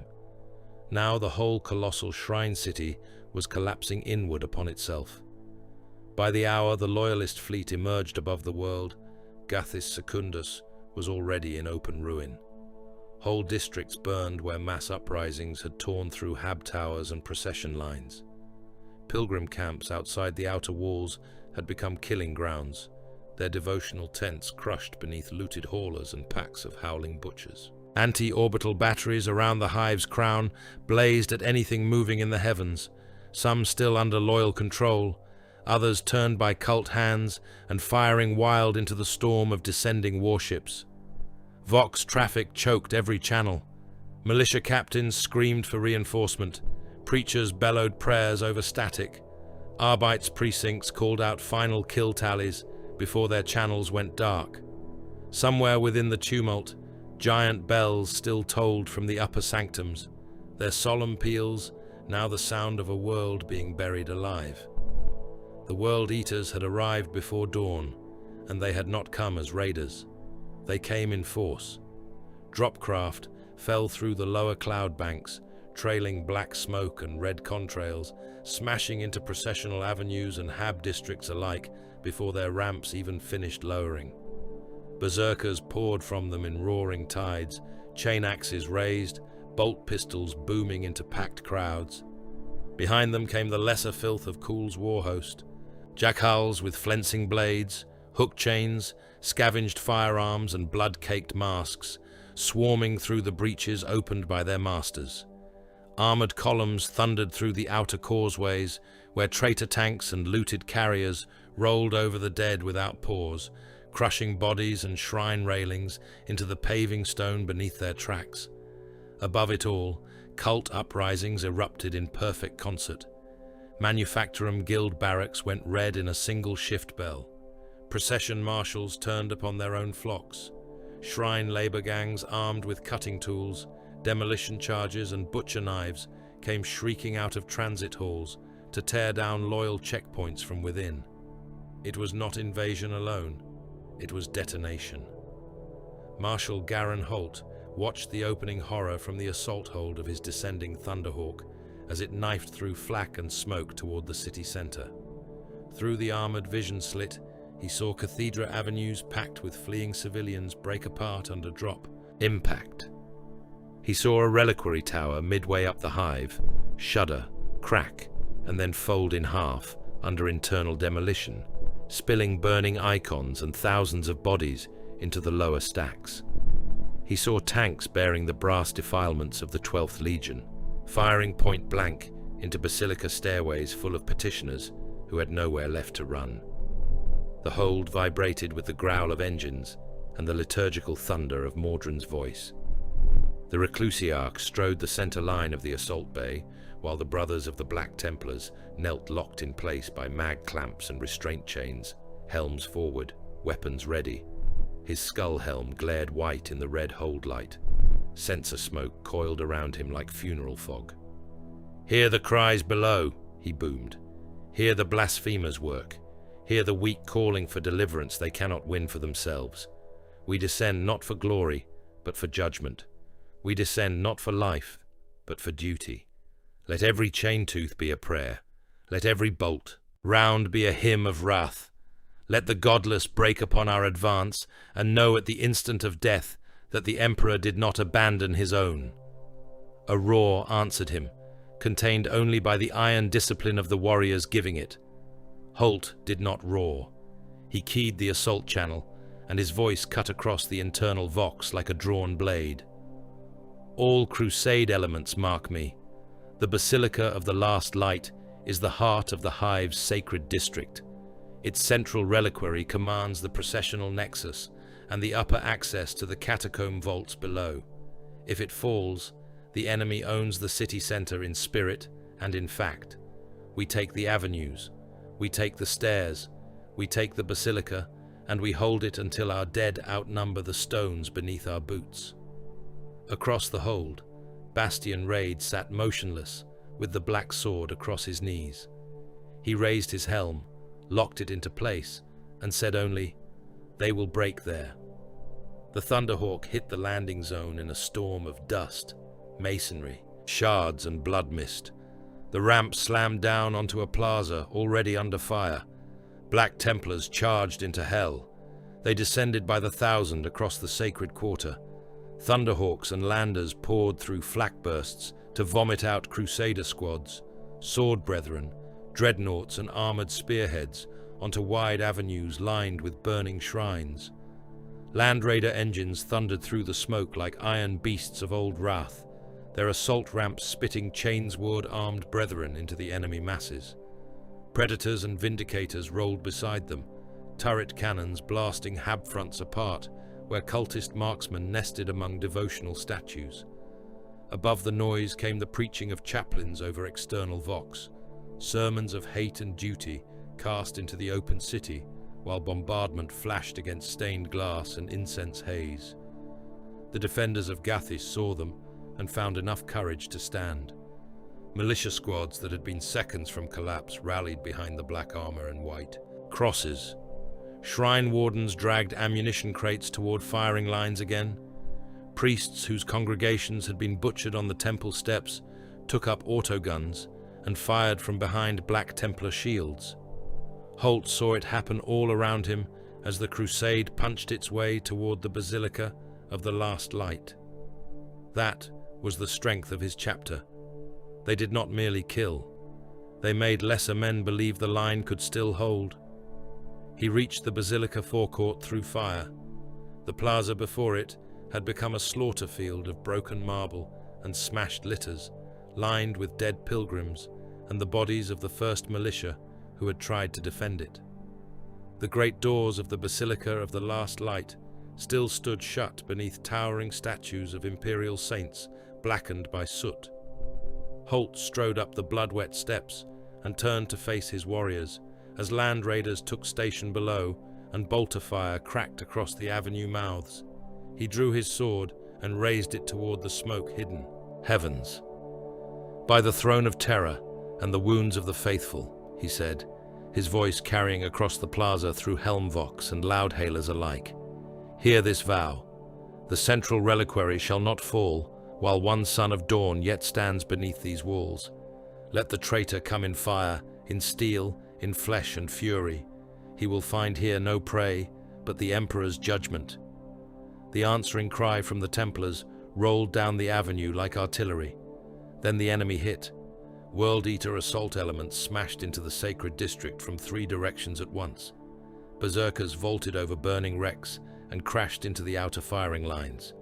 Jackals swarmed through the rubble and under the tanks, planting crack charges by hand with the mad joy of beasts that only half knew fear. A corrupted war engine burst through the side wall of a chapel annex and died beneath concentrated melter fire before it could bring its guns to bear, but the hole it opened vomited another wave of screaming killers into the cloister grounds. Bastion raid met the worst of it inside the basilica proper. The enemy had forced a breach through a nave transept and into the lower cloister passages, threatening to sever the defenders from the ossuary lifts beneath. Holt sent the Emperor's champion there with sword brethren and the hardest of the surviving crusaders, and the fighting that followed became the talk of every loyalist who saw even a fragment of it. Raid went through the nave like a black judgment loose among red butchers. Incense burners swung madly from the vaulted ceiling above, while muzzle flashes strobed across frescoes and saint niches. Berserkers stormed over pew banks and altar rails, roaring the name of their blood god. Raid gave them only the black sword. He split the first from scalp to sternum before the traitor's chain axe had fully risen. He took the next across the throat and shoulder so hard, the blow tore the corpse sideways into a stained glass wall. Sword brethren followed in his wake, counter-charging through smoke and devotional fire, shields smashing, blades rising and falling in a rhythm of pure execution. Panicking defenders saw him and steadied. A militia officer with half his face opened by shrapnel watched Raid drive into a knot of traitor elites near the choir steps, and later swore the champion had looked less like a man than the Emperor's wrath dressed in plate. There was truth in that. Raid fought with no wasted motion and no theatrical excess. He killed with severe finality, and every death he dealt seemed to strike the courage of the enemy, even as it lifted that of the faithful. In the cloister halls, he hacked down a chain fist, wielding World Eater veteran, before the eyes of a retreating crowd of shrine servants, then turned and held the passage while they fled. In the ossuary levels, he cut through a pack leader and his bodyguards amid rows of Saint Bone alcoves, the impact of the black sword breaking reliquary glass and spattering the deck with both holy dust and fresh gore. Even Astartes drew back from him there, for in such moments an emperor's champion was never quite alone. Yet while the Templars made themselves walls and war hymns in the upper city, the Carcharodons waged an altogether different war below. Tyberos and his brethren did not descend into Gathis Secundus by the grand avenues or the shrine plazas where defenders might see and take heart. They entered through freight shafts, transit locks, cracked ventral ports, and abandoned maintenance sinks in the lower hive. There, in the miles of tunnel and service decks beneath the sacred quarter, the city's civil collapse had bred something fouler than open battle. Cult cells commanded from hidden vox dens. Saboteurs moved through power exchanges. Local strongmen, bribed guild overseers, and blood-marked preachers directed riots and attacks by relay through the dark. The Carcharodons extinguished them. Power sectors failed one by one in the lower hive, not because the traitors cut them, but because Tyberos ordered them cut. Whole transit arteries drowned in darkness. In that black, the Red Brethren moved with cold precision, emerging from service hatches and tunnel mouths to kill ringleaders before the surrounding mobs understood anything had entered the district at all. One command node hidden in an underhive hab shrine went silent after a handful of shots and the wet sounds of close work. A transit hall packed with cult enforcers became a tunnel of corpses within minutes. Every throat opened, every weapon hand broken, every escape hatch sealed from outside. District Vox towers ceased transmitting, not because they were seized, but because those operating them were found dead across their consoles with no warning ever broadcast. No one down there was inspired by the Carcharodons. That was not their way. Men did not cheer when grey armoured giants emerged from the dark, for the same gauntlets that ripped cultist throats open would just as readily kill any looter collaborator, or panicked hive scum who moved wrongly in their path. But whole districts went silent in a single night cycle because of them. The screaming stopped. The uprising cells vanished. Entire neighborhoods that had been burning with rebellion became still enough that the Templars advancing above could feel the line stiffen beneath their feet. Night and shark. The contrast sharpened the longer the battle raged. Don't forget to like, comment, and subscribe. Support really helps. At the plaza of St. Harod's Steps, Black Templars stood atop a barricade of wrecked pilgrim carriers and held back 3 assaults while chaplains preached over the crack of bolters and the thunder of tank guns, and the frightened masses sheltering behind them wept to hear voices that still named the Emperor in strength. 3 levels below, Carcharodons stalked through dead transit stations lit only by ember spills and emergency runes, dragging cult leaders from sump tunnels and execution pits to kill them against the walls before moving on. One force made the Imperium remember itself. The other made its enemies disappear. In the late hours of the first night cycle, the World Eaters nearly broke the Templars anyway. It began with the armored spearhead pushing down the Avenue of Martyrs, where Holt had ordered land raiders and battle tanks forward to crush a traitor concentration massing for another strike at the Basilica. The avenue was broad as a river and lined by colossal statues of martyred saints, many already blasted down into broken torsos and stone limbs by artillery. Fires burned in processional braziers and in the wrecks of transport columns, abandoned where they had been caught by the first assaults. Holt's spearhead rolled over bodies and rubble alike, guns hammering into the red ranks ahead. Then the mounted lord came. He burst out of the smoke on a juggernaut of corn, a brass and flesh nightmare plated in gore-crusted armor, its hooves striking sparks from sacred stone as it charged. Upon its back stood a World-Eater champion encased in brutal war plate, his helm crowned with horns and trophy chains, his glaive a crackling slab of murder. He did not strike the spearhead alone. Berserkers and Yakuls ran in his wake, using the monster's speed and mass as a living battering ram. The first impact broke a predator clean open.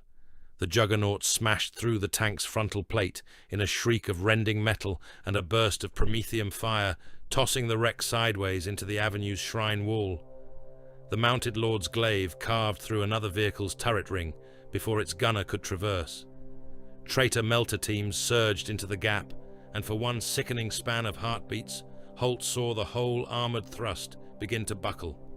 A land raider slewed into burning debris and stalled. Crusaders dismounting to clear the flanks were met by a tide of howling butchers. The Avenue of Martyrs threatened to become a killing trough for the entire advance. Holt drove straight into it. His command rhino had not fully halted before he was out and running, power sword in hand, cloak snapping through the smoke. Sword brethren followed him into the breach. He hit the mounted lord at the moment the traitor reined his brass beast around for another charge. The glaive crashed down like a falling gate. Holt caught it on his blade guard and felt the impact jar through both arms and into his spine. The juggernaut screamed furnace-hot breath into his faceplate and struck at him with one iron horn. He turned, the blow tearing sparks and ceramite from his side. "Faithless cur," the rider snarled. "Kneel in blood." "I kneel only before the throne," Holt answered, and cut. His blade bit deep into the juggernaut's neck plating. Black fire and blood jetted from the wound. The beast reared, buying him an instant. Templars flooded into that instant with grenades, melter charges, and disciplined fury. The mounted lord slew 3 of them. In the span it took Holt to circle under his guard and drive the power sword through the traitor's lower torso. The rider howled, dragged the blade halfway free with his own body, and brought the glaive down hard enough to shatter Holt's pauldron and throw him to one knee. Before the World Eater could finish the stroke, a storm of bolt rounds from Bastion Raid and his arriving reserve tore through the juggernaut's face. The monster crashed down in a spray of steaming gore, pinning its rider long enough for Holt to wrench free his sword and take the traitor lord's head. The avenue was saved by meters and by blood price. When the spearhead finally reached the processional nexus outside the Basilica of the Last Light, the district center held. The Loyalists had won it. They had won it by piling traitor dead in streets thick with shell casings, smashed bones and burning incense braziers. They had won it by turning sacred avenues into charnel ditches and basilica steps into red stone waterfalls. They had won it by slaughter, not by salvation. The revelation came before dawn of the second cycle. A lower catacomb adept station, retaken by Carcharodon kill teams in the black beneath the Basilica Quarter, yielded data slates and flayed overseers enough to piece together the shape of Kuhl's true strike. While Holt and his crusaders bled the city center white, defending the Basilica of the Last Light, while Bastion broke assault after assault in nave and ossuary, while Tyberos drowned the lower hive's rebellion cells in darkness, another force had gone beneath them all. Kuhl had not committed his main effort to taking the Basilica. He had committed it to stealing from beneath it. In the buried reactor vaults below the Shrine District, hidden under reliquary seal and machine litany for centuries, Gathis Secundus had kept an ancient reactor key and a relic chain of consecrated authority linked to the old catacomb engines. Such artifacts meant little to the world in ordinary peace, but in the wrong hands and at the right place, they could awaken systems long forgotten. Vanikar's blood beacon had needed more than corpses and blasphemy. It had needed the means to command buried holy machinery. Kuhl had taken both. Holt stood over the recovered data in the half-ruined Basilica transept, while the city still burned outside, and felt the shape of the defeat settle upon his shoulders with the weight of iron. "All this," he said quietly, "all this killing, all these avenues held, and he never meant to win the district." Mordrin's skull helm lowered. He meant us to believe he did. Bastion Raid's gauntlet tightened upon the black sword. Then he paid much to steal. Tyberos stood in the broken archway, where dawn's ashlight and smoke met the dark from the lower levels. He paid what he judged cheap. Holt rounded on him, fury flashing at last through the cold discipline of his features. "Millions are dead." Tyberos did not move. "Yes. He used our defense of the holy to blind us." "Yes." The simple agreement was like a blade. It admitted nothing, denied nothing, softened nothing. Outside, the guns had fallen to a lesser thunder. Gathis Secundus still burned from outer habs to inner shrine quarter. Processional avenues were clogged with the dead and with the living trying to step around them. The millions upon millions slain in the first cycles of the invasion could not yet be fully counted, and likely never would be. The city center remained in loyal hands. The Basilica of the Last Light still stood, and the defenders had something like victory to speak of if they were willing to choke on the taste. Holt was not. He walked to the shattered Basilica doors and looked out over the blackened plaza, the wrecked tanks, the lines of exhausted militia and shrine wardens still holding barricades amid smoke and floating ash. They watched him. As men watch an answer, they need and fear. "At dawn," he said, not turning, "we gather our dead. We bind the wounded. We leave such garrison as can keep this world from falling into complete night.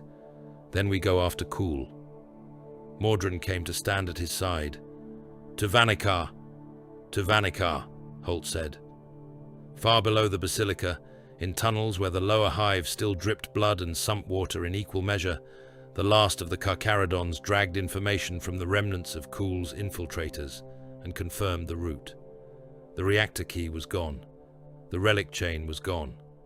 The warlord of the World Eaters had bought himself the next gate he needed, and he had bought it with the nobility of the men who opposed him. By the time the sun's sick light finally clawed through the smoke above Gathis Secundus, the sacred hive had become a city of ash, grief, and butchered triumph. The loyalists held its heart. The faithful still lived in their countless broken masses. Yet no man of the Voidfang Crusade looking upon that wounded world could pretend the chapter had ended in victory. Kul had taken what he came for, and the dead of Gathis had paid the price. Vanikar did not look dead from orbit. It looked buried. The moon hung in the dark, like a skull wrapped in centuries of soot and prayer ash, its surface broken by old crater wounds, abandoned shrine crowns, and the ribbed mouths of ore extractions driven deep in forgotten ages. Ancient relay spires leaned across blasted plains. Reliquary domes sat half-sunken in regolith, like the tops of drowned cathedrals.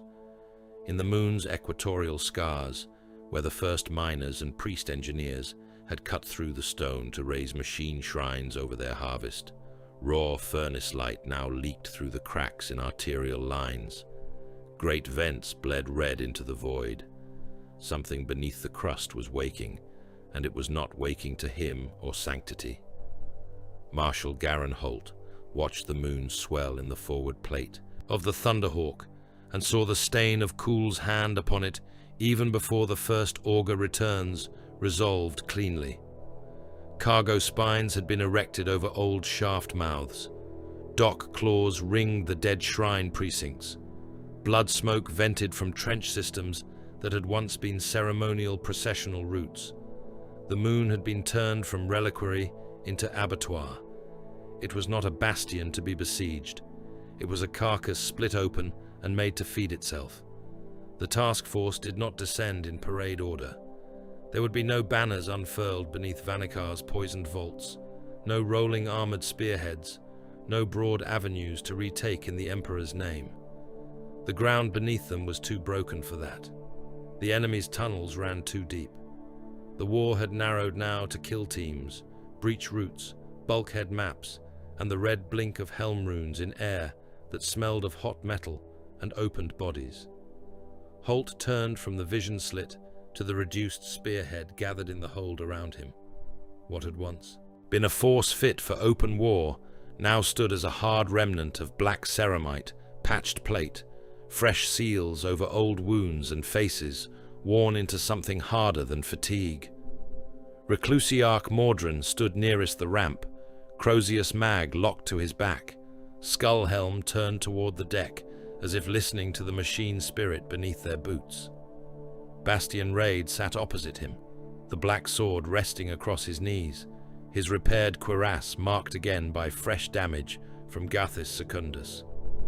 Around them waited sword brethren, assault initiates, and the last of the veterans Holt trusted to hold formation in the kind of killing ground Vanikar had become.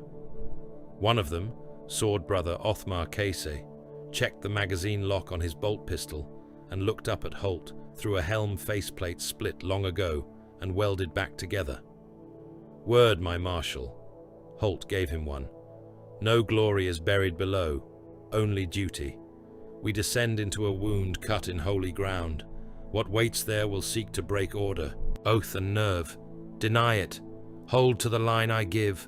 Hold to the man beside you. Let no darkness beneath this moon make you forget whose wrath you carry." A growl of assent rolled through the hold. Across the shared tactical vox, colder voices answered from another ingress vector. Tyberos and the Red Brethren were descending by deeper routes cut into Vanikar's industrial understructure, closer to the core shafts and the half-awakened reactor catacombs beneath the shrine levels. Their transmission was stripped to function. "Entering lower mouth," said Tyberos. "By the throne," Mordrin replied. "We strike from above." A pause. Then Tyberos answered, "Hunt fast." The channels went to static. The first boots hit the moon in a dead shrine court, beneath a cracked dome of blackened glass and saintless plinths. Melted devotional statuary lay in heaps against the walls. The old shrine lamps had been replaced by butcher hooks and iron braziers burning with greasy yellow flame. Holt's spearhead pushed through without pause, bolters raised, helm displays flickering through target runes and interference wash. The first corridors beyond were narrow and stale with heat. Failing lumen strips buzzed overhead in uneven intervals, casting the reliquary passage in pulses of sickly white and shadow. Every wall had been opened by utility cuts or ritual hacking. Old stone met rusted metal. Prayer etchings disappeared beneath arterial smears and handprints dragged by the dying. The Vox never cleared fully. Static breathed through every channel like a second atmosphere. Advance marked. Contact sign left arch. Negative. Just corpses. Movement below grate. Hold. Chainblade echoes rolled through the tunnels from somewhere ahead, sometimes near, sometimes impossibly far. Now and then the moon itself answered with a low mechanical groan as ancient systems beneath the crust shuddered awake under profane command. They entered. The butcher pits, by way of a cargo descent shaft, whose walls had been chained with bodies from mouth to sump. Pilgrims, labor crews, moonborn extraction thralls. Some hung dead, some still lived, barely, swaying weakly in their restraints, with skin opened by tally cuts. At the base of the shaft lay the machinery of Kuhl's meat economy.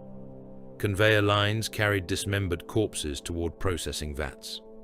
Bone crushers hammered ceaselessly in side chambers. Blood ran through grated trenches into pumping cisterns that fed deeper workings below. Chained mobs of laborers and captives stumbled under overseer lashes, dragging ammunition crates one way and butchered flesh the other. Those too weak to carry were shoved alive into rendering hoppers and reduced screaming to red slurry beneath grinding blades. Holt's sword came free with a hiss. Purge it! The Black Templars struck with merciless precision. Overseers died first, their heads blasted apart or taken at the neck.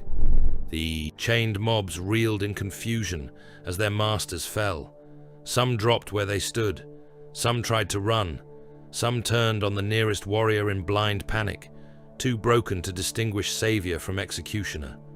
Holt ordered passage cleared, not rescue attempted.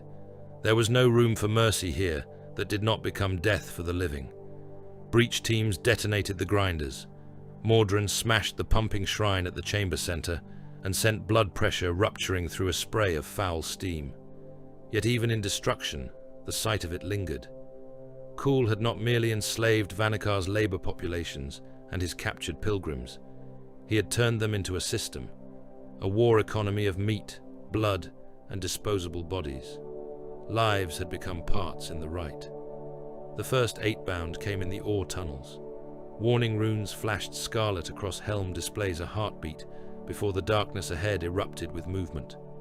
They hit from ventilation cuts and collapsed side galleries, hulking forms in broken plate and warped flesh, demonic shadows crawling beneath their skin. The tunnel was too tight for lines to reform cleanly.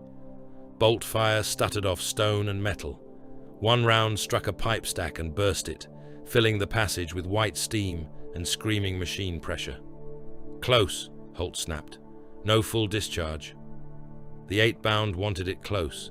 They wanted hands on throats and blades in bellies and the intimacy of murder in the dark. Sword brother Othmar Case met the first with a roar and buried his chainsword into its chest, only for another to come over the top in a blur of claws and brass teeth. It struck him hard enough to drive him into the tunnel wall. Stone broke. Ceramite cracked. Case fired his bolt pistol point blank into its face, and the thing came apart in a burst of black gore. But the third was already there, jamming a hooked blade through the elbow joint of his sword arm and wrenching him sideways into a maintenance recess where the line could not reach him cleanly. Holt pushed toward him, but the tunnel became a crush of bodies at the same instant. Another 8-bound smashed into Bastion. Mordrin caved in a horned skull with his Crozius and took a claw rake across his ribs. Initiates died holding the lane. Case's channel opened in Holt's helm with a sound that would linger for a long time after the war. Not a scream at first, a grunt, a struggle. Then the wet mechanical rasp of a helm being torn partly free, while something inside it still fought to breathe. "Marshal!" The word broke into static and choked blood. Holt saw him then through the crush, pinned in the recess by one 8-bound, while another worked on him with deliberate, savage patience. Chain-hooked teeth bit into the gaps of his gorget. Fingers hooked under torn breastplate seams and pulled. Case fought the whole while, stabbing, headbutting, firing broken bursts until his pistol clicked empty. One of the creatures tore his lower jaw away with a wrenching twist, and still he tried to rise. The second opened his abdomen from hip to sternum and dragged the slick coils outward in both hands, while his boots hammered against the deck. It was not the clean death of a warrior felled in open contest. It was tunnel murder, ugly and prolonged, and close enough for Holt to hear the armor servos fail one by one as the body inside became ruin. Holt killed both creatures for it. He cut the first in half at the waist and rammed the point of his sword through the second's throat, pinning it twitching to the wall until Bastion reached him and hacked the skull apart. When they dragged Case free, there was almost nothing left of the chest cavity that could still be named whole.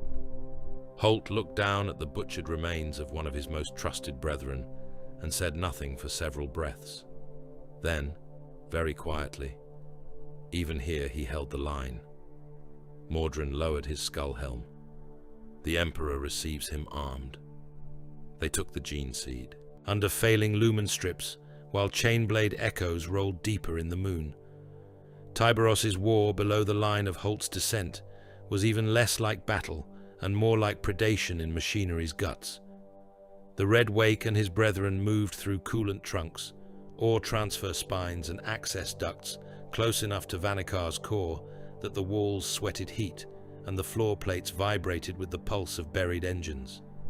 They found whole transit caverns turned into slave reservoirs, packed with labor gangs chained by the neck and driven forward in masses toward killing zones where World-Eater overseers could release them as living screens.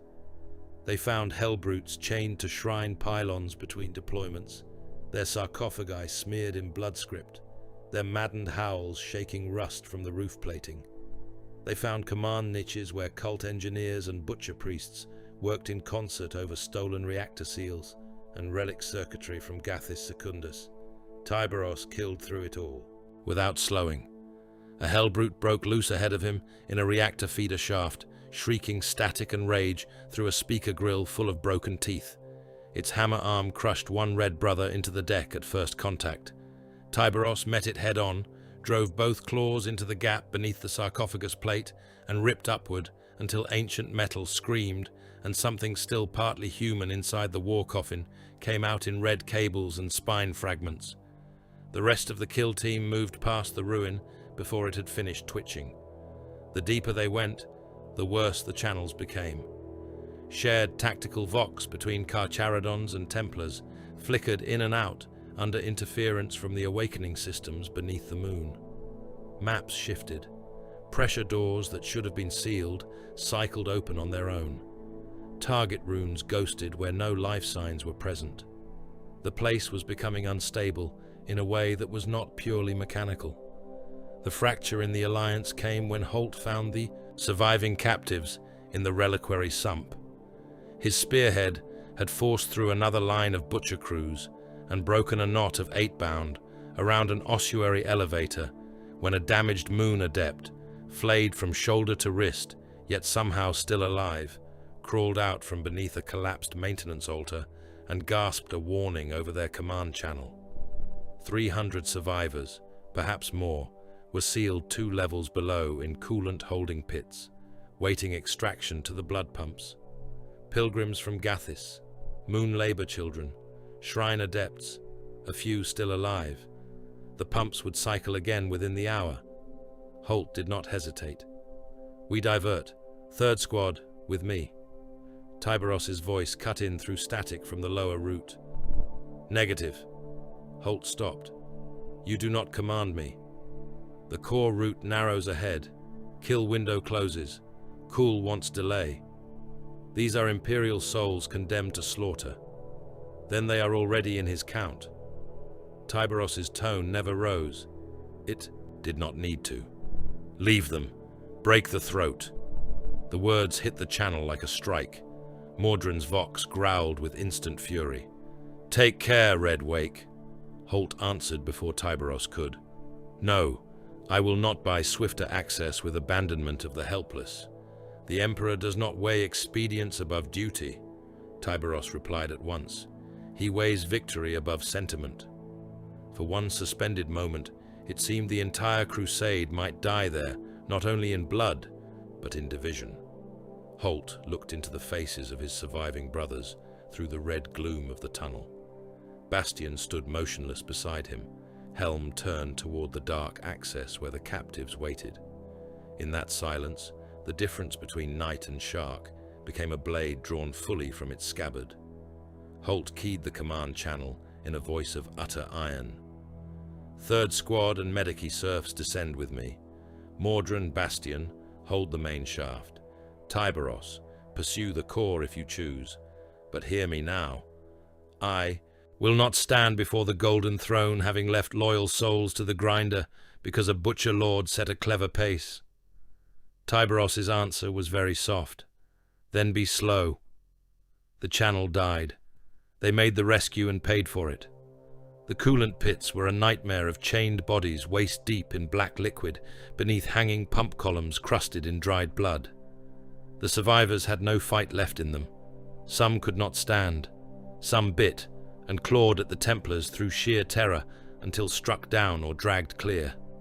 The overhead lines thumped alive halfway through extraction, and World Eater kill teams descended on the chamber from both ends. The fighting among the vats became murder in steam and darkness. Holt slew an overseer with one hand, while hauling a child laborer free by the chain collar with the other. 2 initiates died buying time for the last captives to reach the lift cages. By the end, dozens were saved. Hundreds were not. When Holt rejoined the main shaft, Tyberos had already driven deeper. No words of censure passed between them. None were needed. The alliance held only because the moon's heart had become too near for either lord to break from the other, and still hoped to win. Bastian discovered the truth in the machine shrine beneath the ossuary vaults. It lay below a processional crypt, where the bones of forgotten holy dead had been walled into the architecture itself. Kuhl's forces had torn sections open, using St. Bone as packing around cables and blood channels, wiring relic matter into machine sockets as if faith itself could be made conductive. At the center of the chamber stood a great control ring of ancient design, newly linked to the reactor systems below and to astropathic amplifiers taken from the worlds Kuhl had butchered along the charnel belt. The stolen reactor key from Gathis fitted into its heart. The relic chain hung around it in consecrated loops, now painted red. Bastian stepped into the chamber, helm lenses, narrowing as his display flooded with impossible readings. Mordran came up behind him. "What is it?" "Not a beacon," Bastian said. For the first time in many battles, there was something in his voice close to dread. "It is more."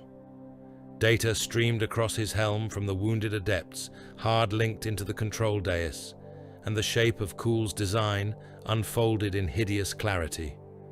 The dead of the subsector were not being honored to a distant god in symbolic rite. Their slaughter had been made into a circuit. Every massacre, every shrine world burned, every void convoy butchered, every blood tithe pumped into Vanikar's catacombs fed toward one act of conjunction. If the mechanism fully awakened, the moon would not merely broadcast terror, it would gather the accumulated slaughter into a single offering point vast enough to tear at the veil itself. Reality around Vanikar would begin to collapse inward under the weight of sacrificial resonance. Warp breach. Sector. Contagion. A wound in imperial space fed by billions. Mordran stared at the ring and said the only fitting thing. "This is a gate made of murder." Bastian turned at once. Holt must know. There can be no siege, no delay. The core must be broken before the rite completes. He never finished the warning cleanly. Kuhl's master of executions was already there. The giant stepped from behind the control ring, as if he had been part of the machinery all along. Axe haft wrapped in chain and flayed skin, trophy rack clattering with fresh heads. His armor was blackened crimson, and his face hidden behind a skull helm, lacquered in old gore. Beside him lay the body of a Templar veteran, who had ranged ahead by one chamber and been killed so quickly there had been no cry at all.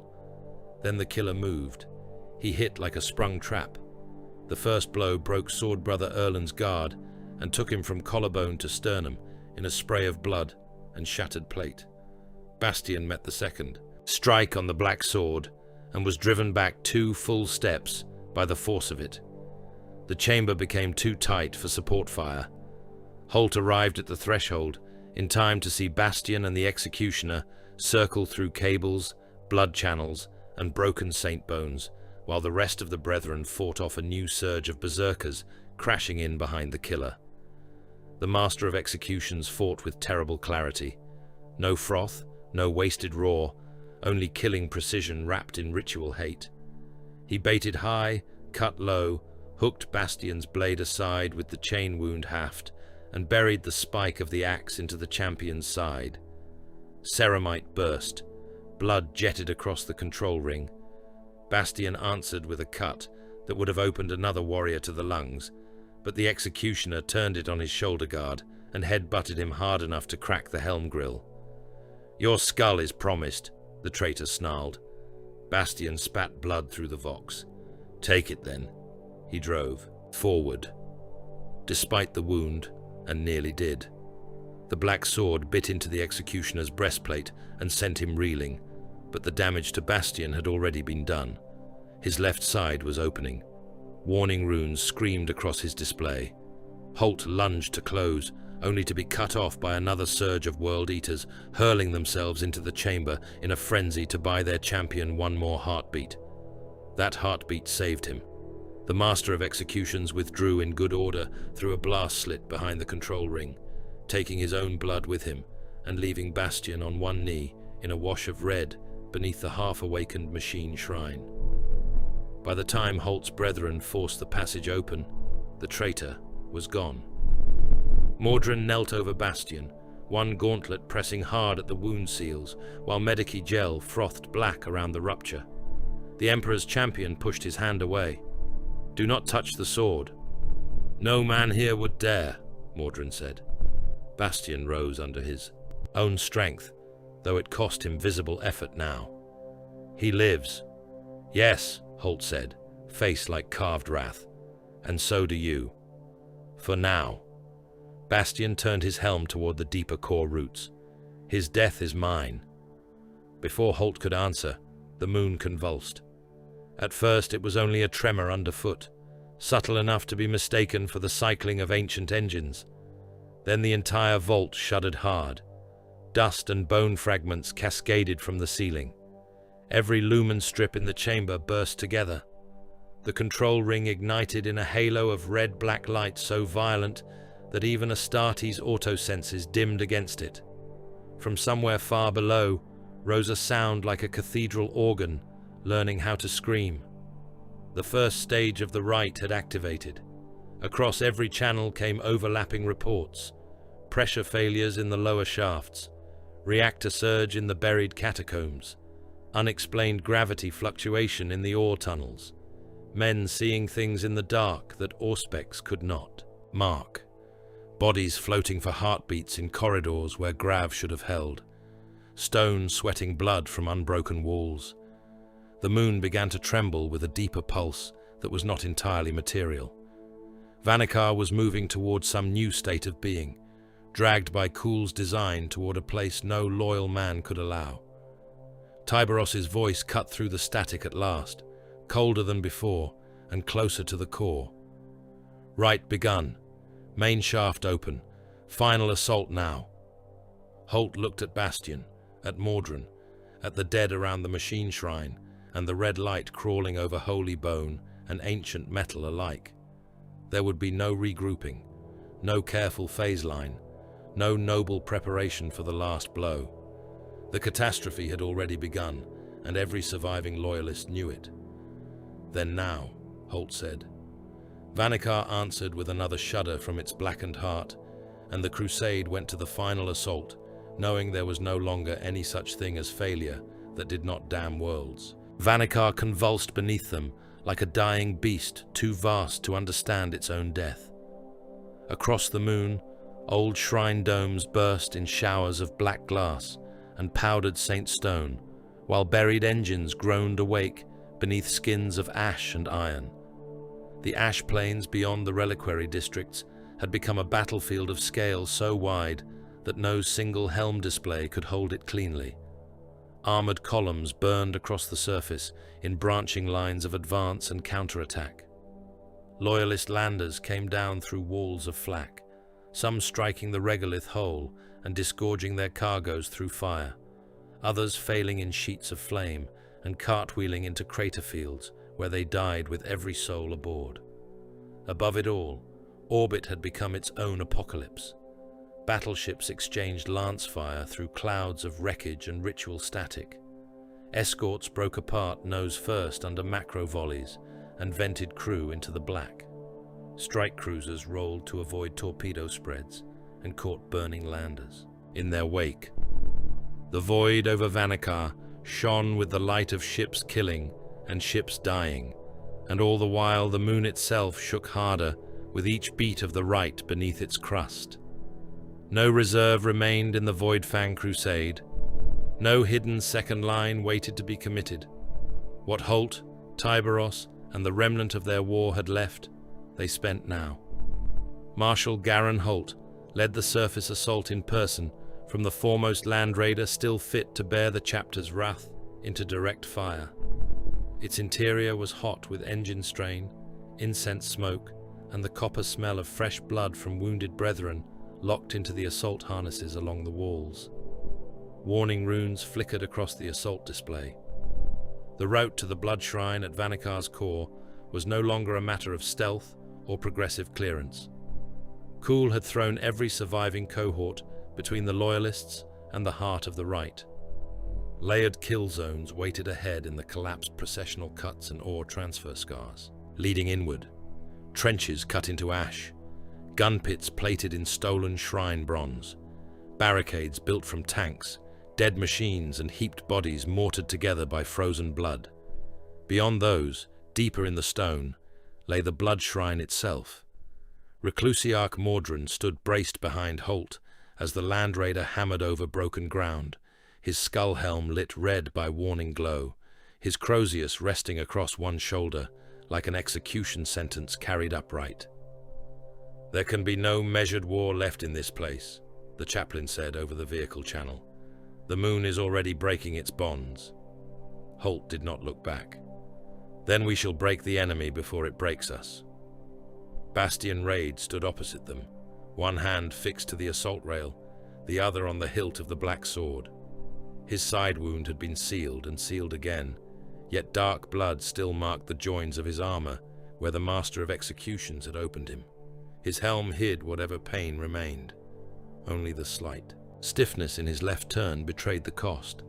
Even so, the Emperor's champion looked less like a wounded man than a blade driven too far in to be withdrawn before the work was finished.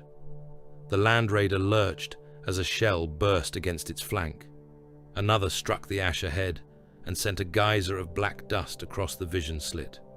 Outside, armored columns of the Black Templars and their surviving militia auxiliaries pushed hard through bombardment, firing as they went.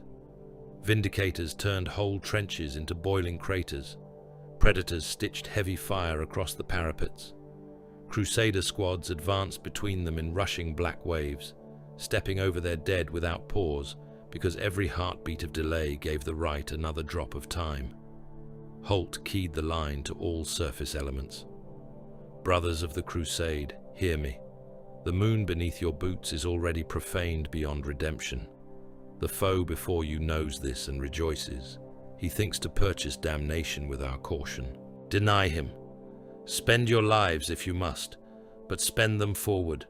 We strike for the heart. We strike for the blood shrine. We strike because every world behind us stands upon this hour." The answering growl rolled through the channels from every vehicle, every squad, and every shattered line still able to reply. They hit the first kill zone under a storm of brass and fire. World-Eater heavy guns opened from camouflaged cuts in the ash ridges, their firing lanes pre-ranged and overlapping. The lead Loyalist tank vanished in a bloom of internal fire. Another lost both tracks and slewed sideways, its ramp dropping even as it died to disgorge crusaders into the teeth of the barrage. From the trenches came the red armored killers of Kuhl's war host, not charging blindly, as lesser minds might have expected, but in disciplined waves built around fields of fire and sacrificial timing.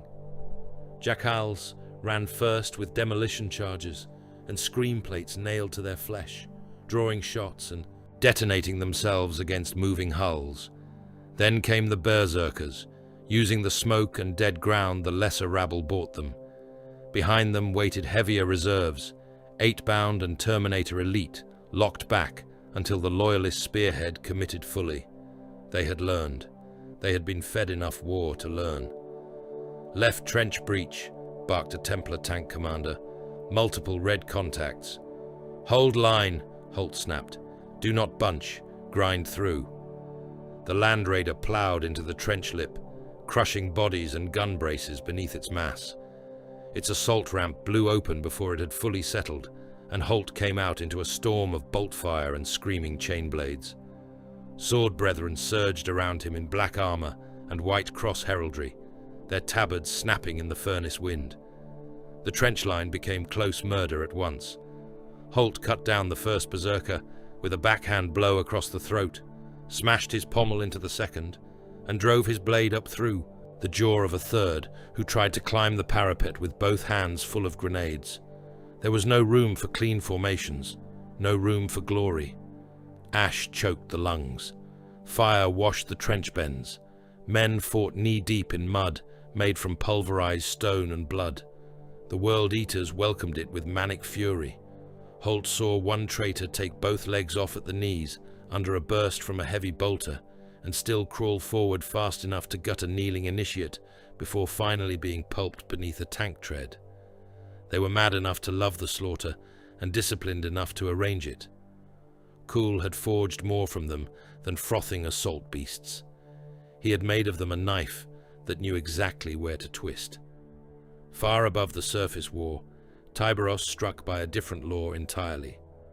Kuhl's remaining Void flagship hung in high orbit under layers of screening fire and ritual interference, its guns still feeding death down toward the moon and punishing every loyalist hull that tried to close. There could be no safe passage to the surface while those batteries spoke. Tyberos chose not to close at all. The teleport assault came without warning into the ship's command structure, a burst of cracked light and ion stench in the midst of chanting bridge thralls and red-armored bodyguards. Tyberos and the Red Brethren appeared inside the Void Command citadel like a pack of abyssal predators breaking surface through black water. The first bridge officer died before he understood the assault had happened.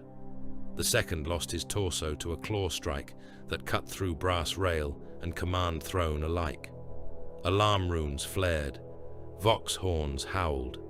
Red butchers turned from their station guard posts with chain fists already revving. Tyberos went into them at once. The command structure was half bridge, half slaughter shrine. Corpse chains swung from the ceiling. Brass icons dripped blood over consoles. The viewport beyond showed Vanikar burning below like a coal wrapped in storm. In that hellish chamber, the Red Butcher Honor Guard met the Carcharodon Lord head-on. Terminator armored giants, all rage and iron mass, they struck with the force of dropping bulkheads. The first blow from a chain fist caught Tyberos across the shoulder and tore sparks and armor fragments away in a spray bright as starfire. Another smashed into a Red Brother and hurled him broken across a command rail. The Red Wake gave no ground that mattered. He stepped inside the next swing, jammed one clawed gauntlet into the traitor's breastplate seam, and ripped downward until the torso opened in cables, bone, and black slurry. He kicked the body into another butcher, turned with brutal economy, and took that one's helm off with a strike so heavy the head and half the upper spine went with it. He was not graceful. He was not theatrical. He was monstrously efficient. A third Red Butcher locked both hands around a chain blade and tried to shear through Tyberos's neck ring by brute force. Tyberos absorbed the hit on his raised forearm, let the teeth bite and scream, then drove his opposite gauntlet through the traitor's gorget and out the back of the neck in one killing thrust. He tore free, seized the corpse by the faceplate, and flung it bodily into the next attacker, hard enough to break the bridge rail and send both tumbling over into the lower command pit. Another Carcharodon died beside him, crushed from collar to pelvis under a chain fist strike that would have killed a dreadnought. Tyberos did not look. He simply killed the one who had done it and moved on. That was why men feared him. Not because he seemed beyond harm, but because no harm changed the rhythm of his violence for longer than a heartbeat.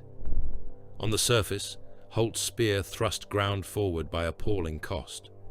The ash plains gave way to old processional cuts driven into the moon's crust, and those became canyons of murder lined with gun nests, bunker mouths and overhangs thick with waiting berserkers. Landers still burned down through the flak to reinforce the attack, but many came apart before touchdown, sending broken hulls skidding across the black dust. Dreadnoughts advanced through sheets of incoming fire and died roaring in the Emperor's name when melter teams reached their flanks. Entire Crusader squads disappeared in cave-ins triggered by demolition charges placed beneath the advancing lanes. Yet Holt kept the point moving. He did not have the luxury of preserving strength. Delay now meant a wider wound in reality itself. At the mouth of the blood road leading to the shrine core, the Master of Executions waited again. He stood upon a rise of broken stone and heaped dead, framed by burning braziers and the writhing silhouettes of the last elite rearguard around him. The trophy rack on his armor held fresh heads now, some loyalist, some traitor, all taken in the same creed of slaughter. When Bastion Raid saw him, the Emperor's champion said nothing. He simply stepped from Holt's side and advanced through the ash. The line around them widened by instinct, by reverence, and by the understanding that some combats belong to more than tactics. The World Eater killer descended to meet him, axe low, his skull helm slick with soot and gore. "You still bleed," the traitor said. Bastion lifted the black sword into guard. "And you still live too long." They hit with a force that silenced everything near them for a moment in the mind, if not in the ear. Axe and sword met in a burst of sparks. Bastion's wound opened further under the strain, dark blood running down his side beneath the plates, but he gave not 1 inch. The Master of Executions fought as he had below, with ritual precision and butcher's cunning, chaining feints into hooks, trying to drag the black sword out of line and break the champion's center. Bastion answered with that terrible, severe economy that marked him apart even from his own chapter. No flourish, no wasted, shout, just cut, turn, break, step, kill. The axe haft slammed into Bastion's wounded flank and very nearly folded him. He answered by driving the pommel of the black sword into the traitor's visor hard enough to dent it inward, then cutting low at the knee. The World Eater twisted clear, caught Bastion's return on the haft, and raked the edge across the champion's chest, scoring deep and throwing him to one side. Before the killer could finish it, Bastion stepped back in through the follow-through and took the axe arm at the elbow. The severed forearm spun into the ash. The Master of Executions roared then, true fury at last, and came on one-handed with the haft stump still clattering in its chain wraps. Bastion met him head-on. The black sword took the traitor across the abdomen, up through the chest, and out between the shoulder plates in a single terrible ascending stroke. Blood fountained black in the ashlight. The killer fell to his knees, still trying to rise, and Bastion removed his head with the second blow. Then the Emperor's champion staggered. He did not fall, but only because he set the black sword into the ground like a standard and leaned against it while the world wheeled around him. Holt reached him a moment later and saw how close to spent he truly was. The champion's armor was shredded at the side. His breathing through the helm grill came hard and wet. "He is dead," Bastion said. "Yes." "Then the debt is closed." Holt looked toward the blood road and the fire deep below it. "Not yet." Across every loyalist channel, Kul's voice rose then in ritual proclamation. It thundered out of vox towers, from shrine speakers, from traitor helm systems and stolen command relays alike, amplified by the awakening machinery below Vanikar's crust, until the whole moon seemed to speak with him. Look upon your mercy, sons of the Carrion throne. Look upon your oaths and your rescues and your futile little lines in ash and blood. Every life you sought to save fed me. Every battle you won delayed you. Every shrine you bled to defend gave me time to make the dead one thing. I did not come to conquer your worlds. Conquest is for emperors and bureaucrats. I came to make their extinction the victory. I came to teach your Imperium that annihilation can be worship. When Vanikar opens, every corpse from the charnel belt to these pits will speak in one offering, and the void itself will learn to kneel. The proclamation died into a peal of machine agony so deep it seemed to shake marrow inside Ceramite. Mordrin heard it, heard the answering convulsions in the moon, watched the way the sky above the ash plains bent subtly around red-black flares rising from buried vents, and came to the only conclusion left. He opened a direct channel to Holt, while cutting down a berserker who had broken through the left flank. The moon cannot be saved. Holt kept moving, sword red to the hilt. State what? I already know if you must, but do not waste breath. Mordrin's skull helm turned toward the blood shrine ahead. Hear me well. The right and the moon are now one wound. The machinery below is too deep in activation. Even if we kill Kul, these systems will not return cleanly to sanctity. Only the right can be broken. If the breaking destroys Vanikar, then Vanikar must die. There was no sorrow in the words, only grim sacrament. Holt answered after one heartbeat. So be it. The assault narrowed from war to execution. Tyberos had succeeded in orbit. Kul's flagship guns were falling silent one bank at a time as the Carcharodons ripped through command decks and transmission shrines. Loyalist ships surged closer, trading their own deaths for firing angles that hammered the surface batteries and traitor reserves around the core approaches. On the moon, the last organized World Eater defense collapsed inward toward the blood shrine under the pressure of Holt's spear, and the apocalyptic violence battering Vanikar from above. Yet collapse did not mean weakness. It meant concentration. The enemy's surviving elite packed the final approaches, red butchers in damaged Terminator plate, 8-bound slick with old and new blood, Kul's chosen howling through the furnace glare. They would all have to die. Holt gathered what remained of his surface spearhead at the threshold of the shrine descent, where broken processional steps fell away into a cavern lit from below by arterial light and reactor glare. Bastion stood at his side, barely upright, one hand clamped over his side, the other still locked around the black sword. Mordrin loomed just behind, Crozius ready, armor cracked and blackened. Brothers, Holt said, and even now the word carried like iron law. We are beyond hope of rescue, beyond hope of preservation, beyond every lesser aim. Only the kill remains, only the break. We descend now not for Vanikar, which is already given to fire, but for the worlds behind it. Hold nothing back, die forward. He looked to Bastion. The champion gave one slow nod. Far above and far below at once, Tyberos and the surviving Red Brethren burst from the dying command levels of Kul's Void support network and drove into the last elite resistance guarding the upper feeder shafts to the shrine complex. The Red Wake was drenched in blood, not all of it enemy, his armor torn and scored, one shoulder guard split almost away, yet he came on with the same abyssal certainty as ever. Red Butchers met him in a final knot of armored madness around the shaft mouth. He tore through them without speech, without pause, without mercy, each kill opening the path a little wider toward the same heart Holt now moved to strike. Two blades of the crusade, one of oath and open wrath, descending by the blood road into the shrine, one of silence and predatory ruin, cutting inward through the last of the elite guard. Both converged upon Drekarth, Kul, and beneath them, the moon screamed louder with every step. The heart of Vanikar vomited red light, like a wound trying to empty itself into the void. The beacon shrine had ceased to resemble any machine built for prayer, industry, or ordered purpose.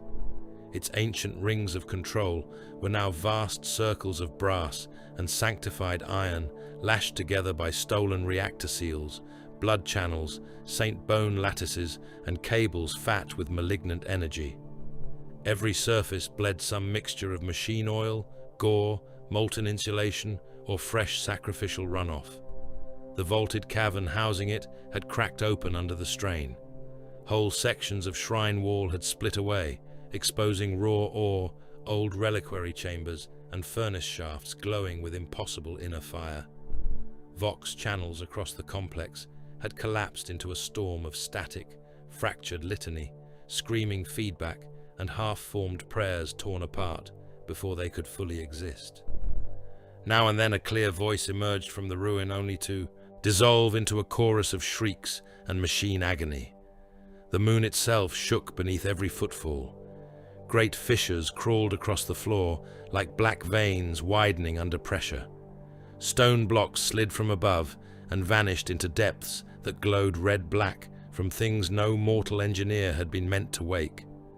The final defenders and the final attackers fought knee-deep in gore and reactor ash. Bodies had become part of the terrain. Astartes dead in black, grey and crimson lay piled together where charges had broken and countercharges had met them.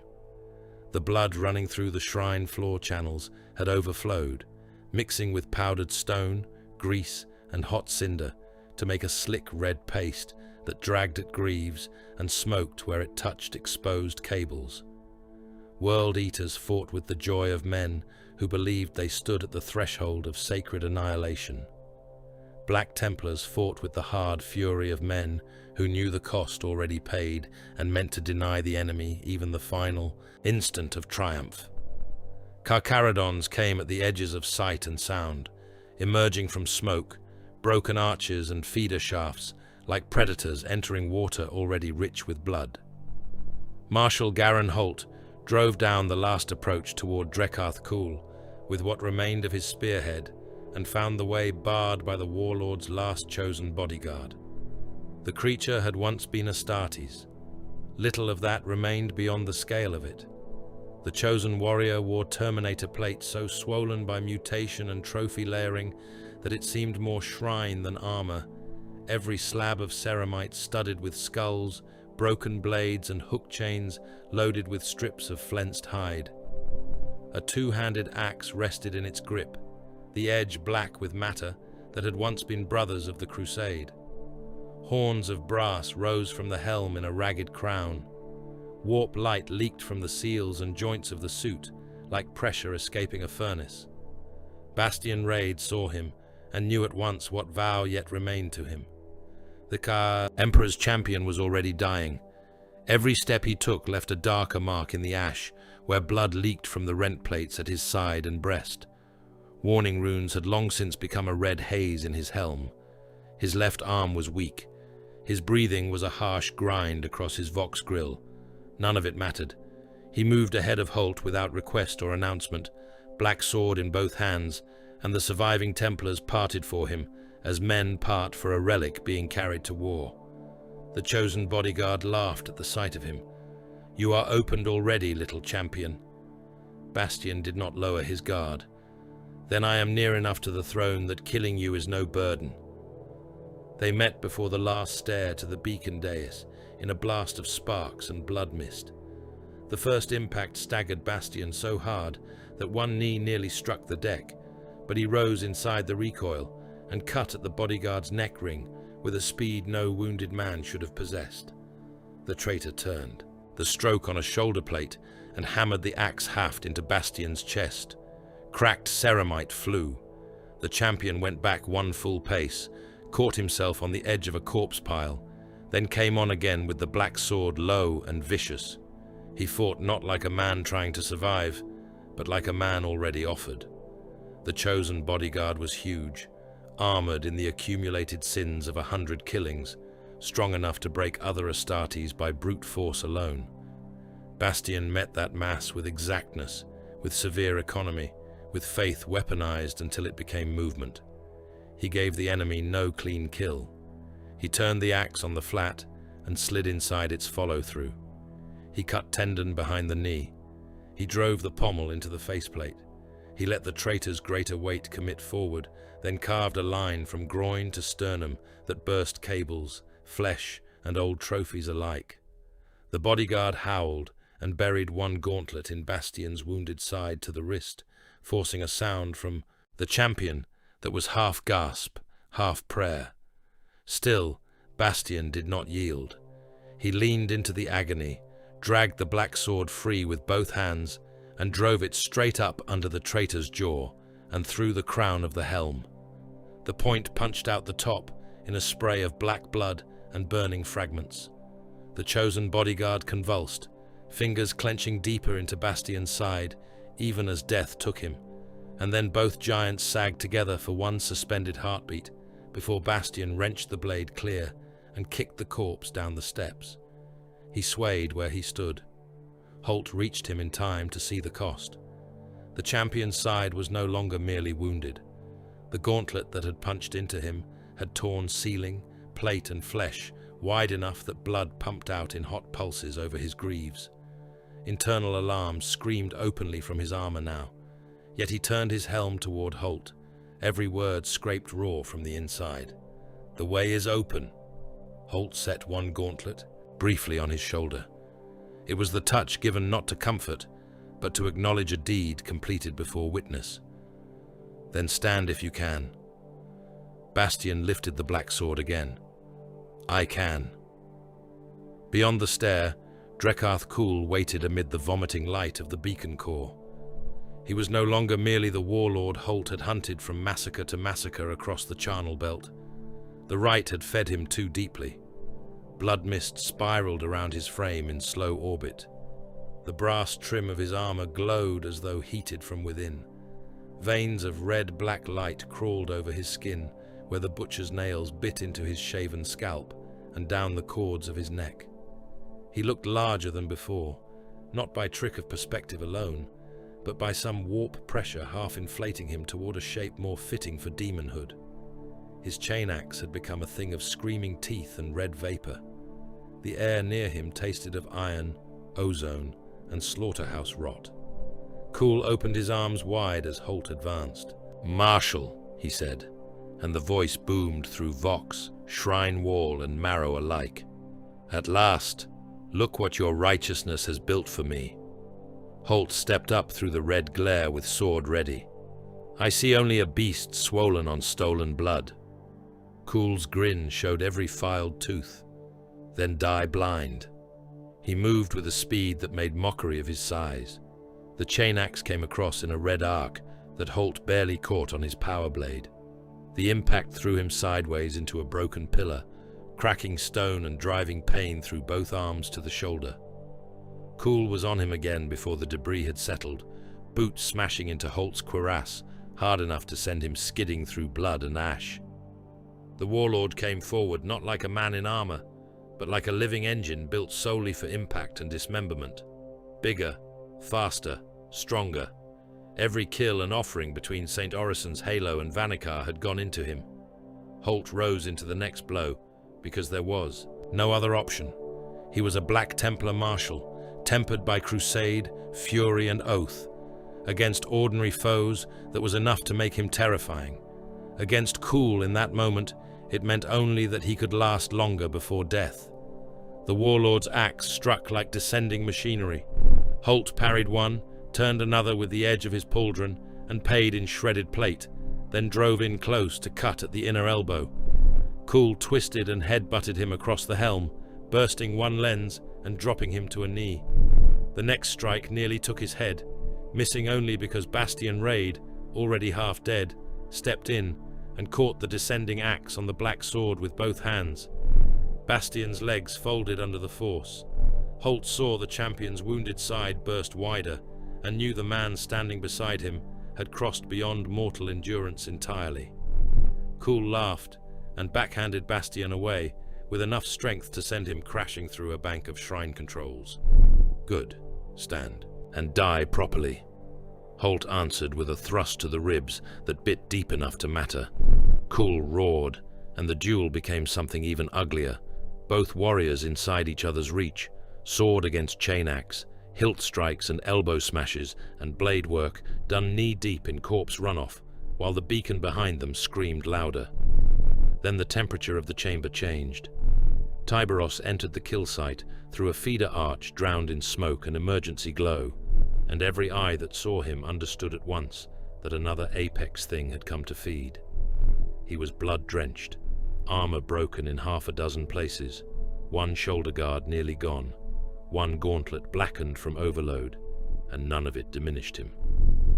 The surviving Red Brethren came with him, dragging gene seed canisters and trophy chains from their dead brothers, killing as they moved through the last of Kuhl's elite guard. Where the Black Templars had advanced as a hammer of vows and open wrath, the Carcharodons arrived like the dark made purposeful in the final instant before a bite. Kuhl sensed it before he turned. "Ah," the warlord growled, blood and laughter in the same breath. "The deep hunter comes to the butcher yard." Tyberos said nothing. He simply killed the nearest World Eater guard with one strike that removed head, shoulder, and half the upper torso, then kept coming. The clash that followed was not salvation for Holt. It was escalation. Kuhl met Tyberos with all the fury the right had given him, and nearly broke Holt at the same time. The World Eater warlord moved between them in a blur of slaughter, chain axe hammering at the Carcharodon lord in one instant, and reversing into Holt's guard in the next. Tyberos absorbed a blow across the chest that would have gutted a dreadnought, and answered by driving both claws into Kuhl's flank, tearing away armor, meat, and a fan of red-black light. Kuhl roared, slammed an elbow into Tyberos's helm, hard enough to crack the faceplate, and spun straight into Holt with a boot that shattered the marshal's balance and put him flat on his back amid the dead. The chamber became a threefold revelation of what each warrior truly was. Holt fought like a knight of the Emperor, with nothing left but vow and discipline. He rose through broken armor and pain because he had sworn to. Every cut he made was measured, righteous, and anchored in the absolute refusal to yield sacred ground to blasphemy. Tyberos fought like a void predator that had found prey worthy of every scar it carried. Brutal economy, no waste, no speech, no pause between injury and retaliation, only pressure, damage, position, kill. Kuhl fought like slaughter itself, made flesh, and half called upward into demonic apotheosis. Strength enough to tear, speed enough to ambush, madness harnessed to a warlord's cunning. He was still becoming as he fought them, and the air around him thickened with blood mist and brass stink every time the chain axe bit or a body fell. Holt saw the pattern before Tyberos did, perhaps because knights are taught to look for rhythm in combat, where predators simply destroy. Kuhl always opened a space before the killing stroke, a half step bought by impact or feint, just enough room to bring the full weight of the axe into play. Twice Holt had seen it, and failed to exploit it because the warlord's sheer force had driven him offline. The third time, he chose not to evade. Kuhl smashed Tyberos aside with a strike to the shoulder and turned, already drawing the chain axe back for the decapitating blow that would finish the Red Wake. Holt hurled himself in and locked both hands and all his weight around Kuhl's weapon arm. The motion drove the chain teeth across Holt's back and shoulder, chewing through cloak, ceramite and flesh in a fountain of blood. He did not let go. He anchored himself to the warlord like a martyr nailed to a gate, boots slipping in ash and gore, every servo in his armor, screaming overload. "Now!" he roared. Tyberos came on without hesitation. His gauntlets tore through the remaining bodyguards first, because that was how he fought. Remove interference, break the kill chain, then take the throat. One Red Butcher died with its chest punched inward and its spine ripped out through the back. Another lost both arms in quick succession and was hurled bodily into the beacon railing. Then Tyberos was on Cool, inside the space Holt had bought in flesh, claws driving into the warlord's torso, while Holt still held the axe arm locked by sheer refusal to die. Cool bellowed with a fury that shook the shrine. He tore one arm partly free, smashed Holt across the face with the back of his fist, and still had strength enough to do what he had planned all along. His free hand slammed down upon the control altar at the edge of the beacon core. The final collapse sequence began. Every light in the chamber went white-red. The control rings shrieked. The blood. Channels reversed flow and surged upward in fountains. The moon gave a convulsion so violent that the floor split from end to end beneath the beacon dais, swallowing bodies, broken railings, and whole slabs of shrine stone into the furnace glow below. Vox channels everywhere dissolved into a single unbearable scream, layered with prayer. Mordrin saw what had happened and understood that no more time remained for anything but martyrdom. The Reclusiarch had fought his way to the sanctified Overload Shrine buried beneath the main dais, a machine chapel old enough that its rites predated even Vanikar's last age of proper devotion. The controls there had not fully yielded to Cool's corruption. Enough sanctified command lingered for one final act, if a loyal hand was willing to die with it. Mordrin looked once through the collapsing levels above at Holt, at Bastion, at Tyberos, and Cool locked in ruin and fire, and then keyed the direct line. "My marshal." Holt, half blind with blood and sparks, turned his head a fraction. "Speak. The rite can still be consumed." Holt knew what that meant at once. "There is no other way." "No." Mordrin's skull helm tilted almost imperceptibly, the nearest thing he had to a smile in war. "There is never another way at the end." He placed his Crozius across the shrine controls like a sacrificial bar, and began the sanctified overload sequence in a voice loud enough to defy the screaming machine spirit around him. Litany and execution code became one. The ancient reactor beneath Vanikar's heart heard a servant of the throne call it to judgment, and in that final instant of communion, Mordrin gave not merely his command authority, but his life signs, his armor seal, his own flesh as sanction. The furnace answered. The shrine heart ignited inward. For one impossible heartbeat, it seemed as though the whole moon had taken a breath through every crack in its skin. Then, Vanikar's core became a sun, trapped underground. White fire poured up through the blood shrine from below, not wild and profane, but sanctified in the instant of release, a furnace of such intensity that the beacon rings began to vaporize from the inside out. Cool roared as the rite he had built turned on itself. Tyberos ripped free, dragging Holt with him as the dais came apart. Bastion, somehow still standing, drove the black sword through the warlord's exposed chest one final time, and left it there buried to the hilt as the fire rose between them all. Whether Cool died on that blade, in Tyberos's claws, or in Mordrin's sanctified inferno, would have been hard for any mortal witness to say. Perhaps all were true. What mattered was that when the beacon core went up in consuming light, the warlord's laughter ended. Extraction became its own merciless labor. The Carcharodons were first to act because they had never confused victory with lingering. Their dead were gathered. Gene seed was cut from the fallen with cold efficiency, even while the moon tore itself open beneath their boots. Trophies were taken from worthy prey. No ceremony marked it, no farewell litany.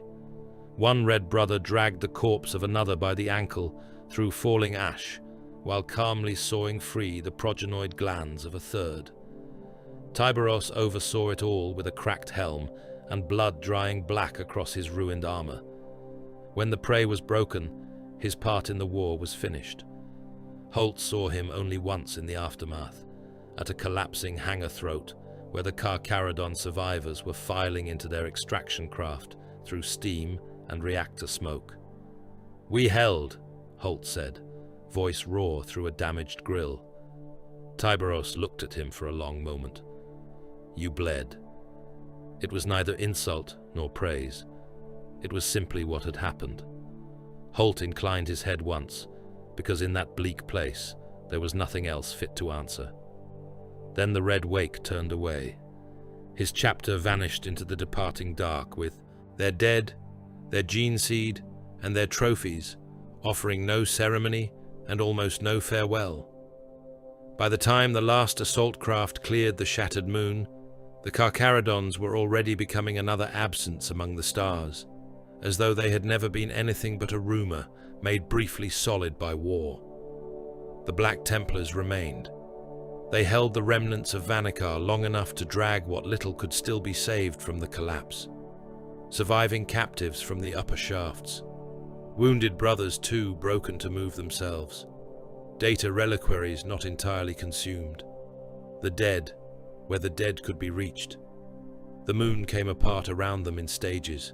Great shrine segments collapsing into the furnace wound Mordrin had opened. Ash plains splitting. Old ore tunnels vomiting white fire. Loyalist ships in orbit lost more vessels pulling survivors free under debris storms and collapsing grav fields. Whole areas of the moon had to be abandoned with men still alive inside them, because saving one hold would have doomed another. That knowledge would sit in the chapter's memory like shrapnel forever. When at last the surviving fleet withdrew to safe distance, Vanakar was no longer a moon in the old sense. It was a cracked relic cinder, wrapped in drifting debris, and the afterglow of sanctified destruction. The blood beacon had not opened. The warp wound had not taken shape. The subsector lived.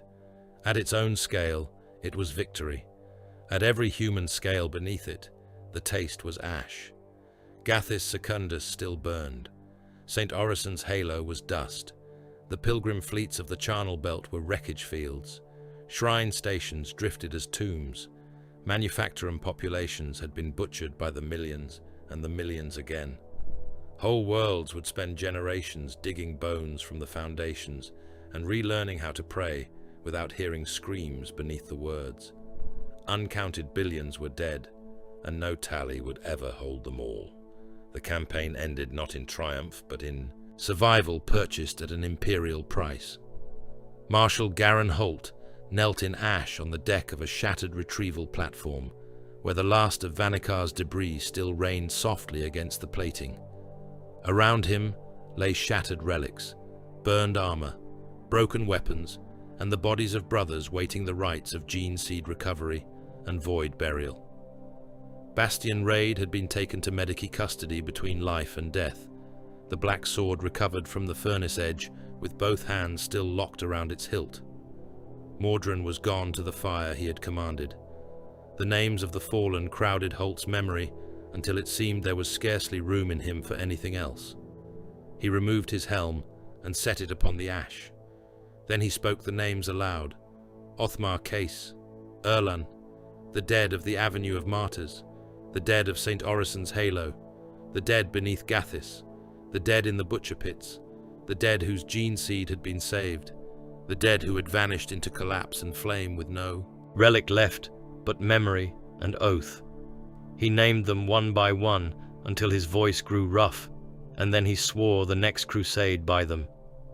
By the throne that sees all sacrifice, by the bones of my brothers, by the worlds these dead denied to darkness, I swear this war does not end in silence. There will be no peace among the stars while such filth yet draws breath. Let every future blade I raise remember these names. Let every traitor world we burn remember them too. No triumph greeted the vow, no choir, no bright dawn. Only ash falling through damaged lumen light and the distant thunder of ships making ready to depart a ruined moon behind them. Far beyond the platform viewports, the void waited, black and measureless. Into that dark, the Carcharodons had already gone, Tyberos and his killers fading between the stars until there was no sign they had ever stood beside the Templars in blood and fire at all. Only the dead remained to prove it.